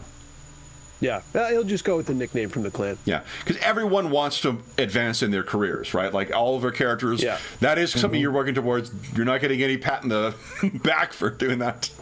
Yeah, it only struck me to mention it because it's so over the top of Money Mount. That's it. Yeah, yeah. And Katerina, you wish to confront the Fly Lord? Yeah, I put destroy a powerful servant of the Fly Lord. Okay. So yeah, not just like little Nurglites or Nurglings, but yeah, something really fucking gross. Got it. Yeah. Okay. Oh, yeah, the other one, in case we forgot, Frederick would like to find that glade, that magical glade once again, or something similar, probably with an elven kind of vibe to it. Yeah. Okay. So, anyone else have any long-term ambitions that I should be aware of? What's our long-term? Do we have an idea for like a long-term party ambition? That would be completing the successfully. I feel like that's short-term though. That diplomatic mission short-term. Short-term. So let's see here. The short-term ambitions they can achieve within days or weeks. Oh no, you're right. Yeah. You're right. Yeah, 2 or 3 sessions. Yeah, that's probably about right. Yeah. Do you guys have any long-term ambitions yet, or is that something that's coming together? So just briefly, my long-term one was to become sort of renowned or famous to a degree where you don't have to travel from town to town and sort of, so people would know his name basically. Okay. What are you outlawed for? Do you know what you're outlawed for? Have you decided what you're? Yeah, I'm not so sure. He's outlawed for a particular reason. It's just he hasn't got the money, so he finds himself having to like take things and like take off the rich and from people. So he's just living. Yeah, he's just living off of not the land. He's living off the people. He don't want to do that. He wants to be able to stay in one place and people, oh, Alwyn, how you do it, and be able to just mix with the normal folk and not have to be dodging about. I was just thinking, if you as an outlaw, maybe you wanted to clear your name, that was all. But if you haven't got your name to clear, if you ain't got to clear your name of anything, that. Well, he might have a picture somewhere. This guy stole something, but he's not like a major criminal anywhere. So I don't think it's that sort of renowned outlaw. But yeah. Yet. For a party long-term ambition. Maybe we should structure it off as something like that brought us together in the first place, or that we've been involved with so far. Because the undead in the water is definitely intriguing. Maybe we could see about finding its source. What about this red mist? Yeah, rage thing. Trying to get to the bottom of that. Okay. Yeah, that sounds like it's an ongoing. It's been around for quite a while, and it could go in various ways, and it's affected all of us personally thus far. Yeah. Okay, so the cause of the red dreams. The origin of red dreams. Okay. Mind you, that guy flipping out, that weren't anything to do with that, though, was it? In the end. Oh, I don't know. We're not sure, are we? Really? Weren't his eyes pretty red? Could be. Yeah, his eyes are red, and he's. I thought we got information to the contrary, unless I'm mistaken. Then what you know is that it isn't. The doctor had told you that it was not a symptom known thus far for the. That's what I'm saying. Is it mutating or changing, or is it getting worse? Is it expanding? Is it related? Well, it's the second incidence of a bestial type of thing getting fired up, because if like the ghoul was described as a kind of a bestial animalistic kind of raging thing, then you got the guy who flipped out raging again, so there is this whole there's also a guy in the asylum who was flipping out, that the doctor and his creepy girlfriend, tall girlfriend, Lotte Or trying to Rigtak? hide. Huh? Yeah, her. So yeah, there's whether it's the red mist or not. I guess getting to the bottom of what's causing all this. Yep. Yeah, Okay, this love it. disturbance. Awesome. Yeah. That is a really clever game mechanic to give, especially for more sandboxy type things, to give clear structure to it. That's fucking good stuff. I may have said it before, but I do really love this edition of the game. Yep. All right. So then, on the second day is when you guys will be arriving at the waypoint, at the... I was thinking of the earlier session, I'm just going to keep adding feathers to the name. So every roadside inn is like the 4 feathers, the 5 feathers. Welcome to the 326 Feather Tavern. No, there is actually... Oh, I don't know... Give me a second here. I think there is a resource. Let's see here.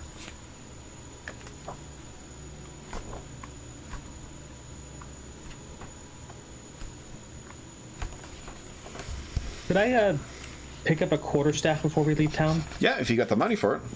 Okay, I'll look up the price. Just thinking of priests traveling, quarterstaff comes in mind. Okay. Yeah, if you got the cash. Very friar tuck. Yeah. Well, I don't have any other defensive options, so Looks like 3 shillings. I don't have enough. Yeah. Your budget ain't gonna stretch to that one, Jonathan. No. What, a quarterstaff? You can't have a quarter. That's a long-term ambition, my friend. They gave me a dagger to start with, and that... Can I exchange my dagger for a quarterstaff? It's worth 16 shillings.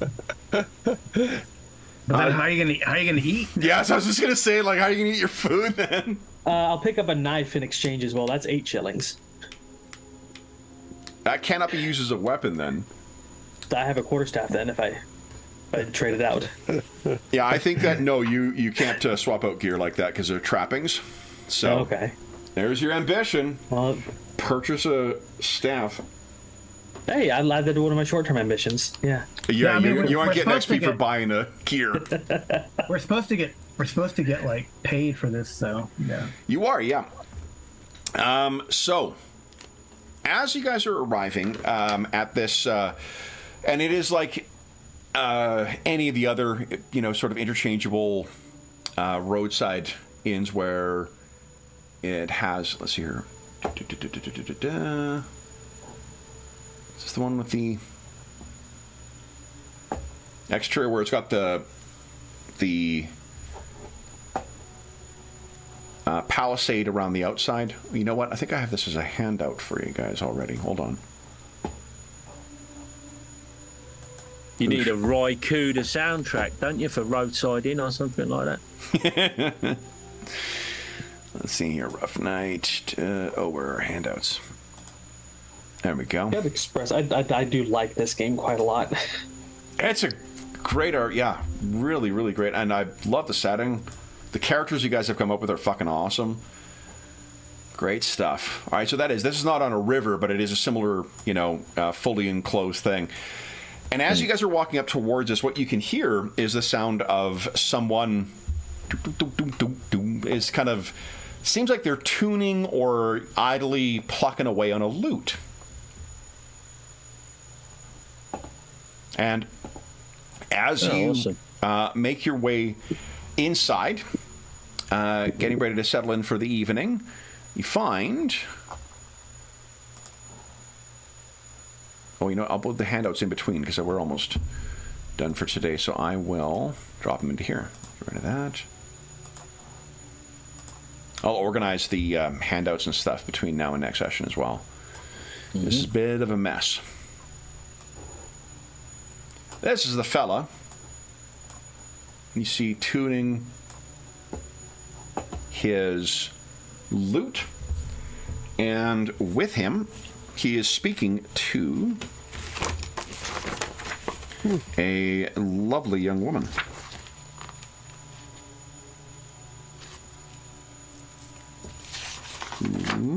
What is this? It's almost dry cooler, isn't it? Here we go.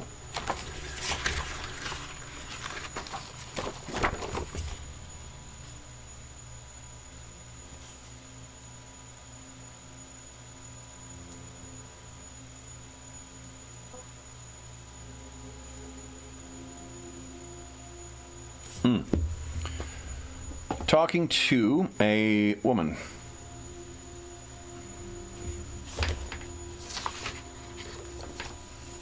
Who looks like this. So he's playing a G minor there, is he? Just about, I think. A dark-haired beauty. There doesn't seem to be, the way they're talking to one another on this table, wooden table outside, he does not seem to be trying to impress her or whatnot. It genuinely seems like idle chat. And as you walk in, the half smile he has on his face gets into a bigger smile. And he says, "Welcome! You've arrived." Thognauth thinks to himself, "This guy's too cheery. It's unseemly," and he wants to involve that guy in a scrap later if it happens. Okay, marked. Name goes on list. And you head inside. That's right. Yeah, Katerina says, "Well, you were expecting us? Are you part of the group?" He plays a couple of tunes. The group? What group would that be? You are a lady of Shalia. Oh, do my plain white robes give that away? I apologize. Not at all. They are very becoming. And he kind of like accentuates it with a couple of like little notes from the lute. Mm-hmm. And one who walks with the master of the waves as well. Well, treads water at this point, but I'm getting there. Yeah, we're just a group of just drinking hounds touring both the taverns and what is this called? Coaching houses of the area. Oh, a group of young ne'er-do-wells. Well, so you were not part of the delegation, the priest of Sigmar, who will be joining with the the delegation. Are you part of the Kreutzfelds delegation? and the Durenbachs. Are you part of the delegation? I am. I was just testing you. A crafty priest of Shalia. How very interesting.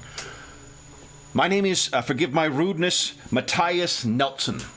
Troubadour extraordinaire, hired to accompany the Kreutzfelds and the Durenbachs and those accompanying them.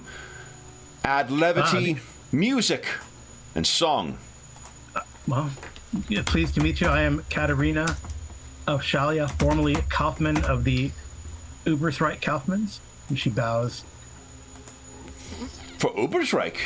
You're very far from home, young lady. Well, when you join the Temple of Shalia, they send you on missions. I see. And are all Shalian priests accompanied by such stout bodyguards? And sort of the door kicks open as Thognauth heads inside. Talthor kind of chuckles and he says, "Well, such beauty must have guards along the road." Katerina shakes her head. I hear. Well, to answer your question, no, we are just, like I said, a group of drinking friends who happen to have been selected. Well, I point to Talthor, selected for this task. Ah, so you will be accompanying us to the meeting of the families. It should be interesting. Indeed. The woman gets up and says, I will see you later, Matthias. And he says, "Forgive my further rudeness. This is Greta. She will also be traveling with us." She curtsies and heads inside. I do believe we were rude not greeting her to start with. I apologize. Well, no doubt a long day on the road. Tell me, you are all traveling with us then? Well, Yes, Katerina goes, we follow. Yeah, I'll step up. Yes, I'm here with my friends here. That's a fine instrument you have. My name's Frederick. Of the Schusters. Frederick, let me make a quick roll here. He looks at you. Frederick. Yes. Of the Sulzenmoon Schusters. Oh, yes. Most interesting. None other than. I have not met any of your distinguished clan as of yet, but I have heard.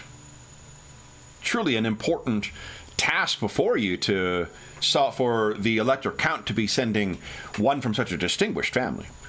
And you can see he's not like mocking you at all. At least that's the tone he's getting. He seems to genuinely be friendly with you. Yeah.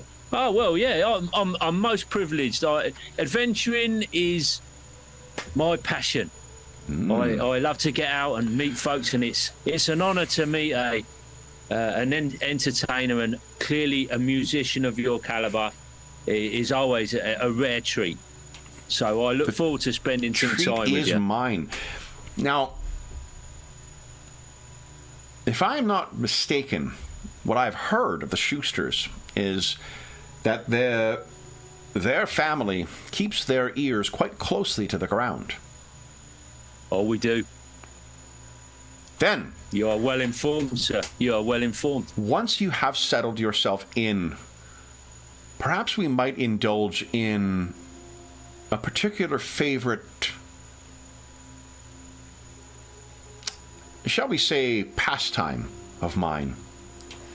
And he leans in, and that will be the exchange of gossip. And he kind of like emphasizes it on his lute. You see Talthair. It would be a crime not to. Talthair can't help but like grin from one side of his mouth because he loves gossip as well. Then, with that, guys, we unfortunately have to bring our session to a close. Yep. So, then, I will...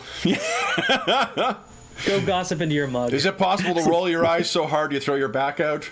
It's possible for him to roll his eyes so hard we can feel it halfway across the room. I think Katarina's going to join Thognoth at the bar. Is that the rumble of rolling eyes I hear?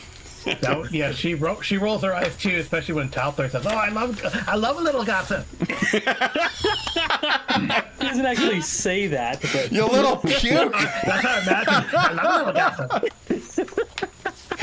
Well, see, Talthair's from such a different class of society too, right? Like his upbringing is so fucking different from what Katarina had. I love it. Yeah, she was isolated. You know, people didn't ask her to dance. He was the black sheep of the church, adopted him. He didn't get out at all. Yeah. So every little bit of gossip he gets is like, you know, like a book for her. Yeah. So you guys will get the usual. What is it? 150 XP. Is that what I said? Oh, nice. Usually it's 100. Is it 100? Yeah, you get your 100. Yeah. And then those of you who did the Frederick and Katarina hit your short-term goals, so you're going to achieve those. Thognoth, I think you could get the short-term goal as well, because it sounds like both you and Friedrich did take ownership of trying to find out what's going on with the sun. Okay. You may be a dwarf, but you're still by adoption a Schuster. See, it's important that you don't say the dwarf because you're going to be so much better. So you're setting a higher bar with that axe. I'll tell you, I've already logged it away. My faux Louisiana accent is going to come out with a Louisiana dwarf when we run Shadowrun. In sympathy for me, I appreciate it. We'll make it authentic. We'll just make it to the setting. Yeah. Bayou dwarf. I love it. For Talthair's goal of traveling, I'm going to say he does it when he gets to another city, not just an inn on the road. Yeah, with the short-term goals, I can't remember what it says in the rules, but ultimately I'm going to be the decider for whether or not you've achieved the short-term goal or long-term goal. Cool. Just to avoid, it may very well say in the rules that it's the player managed, but it just like I want to be clear what we're actually working towards and what we're achieving. Yeah, so I just want to set a certain standard for myself. So I'm yeah. I think when you make it to the destination of this thing, you can count that as having traveled, because this is no small thing. Like this is a big, undertaking. So, for those listening at home, thank you so much for joining us for part 3, chapter 3 of our Salt, Silver, and Sin campaign. Another eventful day today. As is always the case, if you have any comments, questions, or concerns regarding the session, the campaign, or the game we're playing, please don't hesitate to leave a comment in the comment section of the video, and I'll endeavor to reply in a timely fashion. You can also find in the description of this video a link to the Dungeon Musings Discord server, where we have a channel dedicated to Warhammer games, and most of the games we run on the channel, most campaigns we run on the channel, and a ton of other great channels for people chatting about, I mean, anything really under the sun. GM discussion, advice, virtual tabletops, looking for players, all sorts of things. There's a really great community that's built up over the years over there, and you are more than welcome to join us. There is also a link down below to our friends at Noble Knight Games. I still don't have an updated discount code, but Noble Knight Games is the preeminent unionized retailer of hard-to-find and out-of-print RPGs in North America. Not only do they have a great selection of new role-playing games, board games, and card games, they have an unmatched selection of hard-to-find and out-of-print RPGs. If they don't have something in stock that you're looking for, you can often put it on a want list, and they will send you an email when it comes in, and then you can pick it up. And I don't have it as of yet, but I will have soon an updated discount code that you will be able to enter at checkout. And if you purchase $10 or more, you'll save 10% on your purchase. I do apologize for not having that updated. It's been a heck of a month at the day job. So there is also a link down below, something called Heroes Save Villages. And later today, we're playing part 5 of our year-long charity campaign, The Year of Ill Omens. This time, we are going a Viking with Steve Jackson Games' classic GURPS generic universal role-playing game. Or role-playing system, I think is what it technically is. Because it's a system. It's the 80s math. This will be part 5 of the overarching campaign, and if you donated $10 or more through that link since June 1st, 2023, you'll be able to vote on our final session. That'll be played in about 2 months' time. All donations through that link go directly to SOS Children's Villages International to help the over 80,000 orphaned and abandoned children that benefit from their services. None of it goes to the channel or any other middleman. It just goes to help out the kids who benefit from their services. And if you have donated $10 or more, head on over to the Dungeon Musings Discord server, and very soon you'll be able to start voting on the elements of the final session. Our generous donors have shaped every other session with what era we're going to play in, where it's going to take place, what game we're playing, and what kind of heroes we're playing. So you can help find the final session for this one, which will be sometime in the era of the modern day or thereabouts. The last thing I will say is an enormous thank you to our stalwart, grim and perilous heroes. So, Carl, Sean, John, Colin, and Darren, thank you so much for playing today, guys. I'm having a total blast running this game, so thank you very much for that. We will be back in the Silver Hills in 2 weeks' time. But until then, we hope that we gave you a couple of hours to take your mind off the troubles of our world and see the troubles that our heroes in Salzenmund, our Salzenmunder heroes, are uncovering in the streets of Salt and Silver. And until we see you again, stay safe, stay healthy, and happy gaming.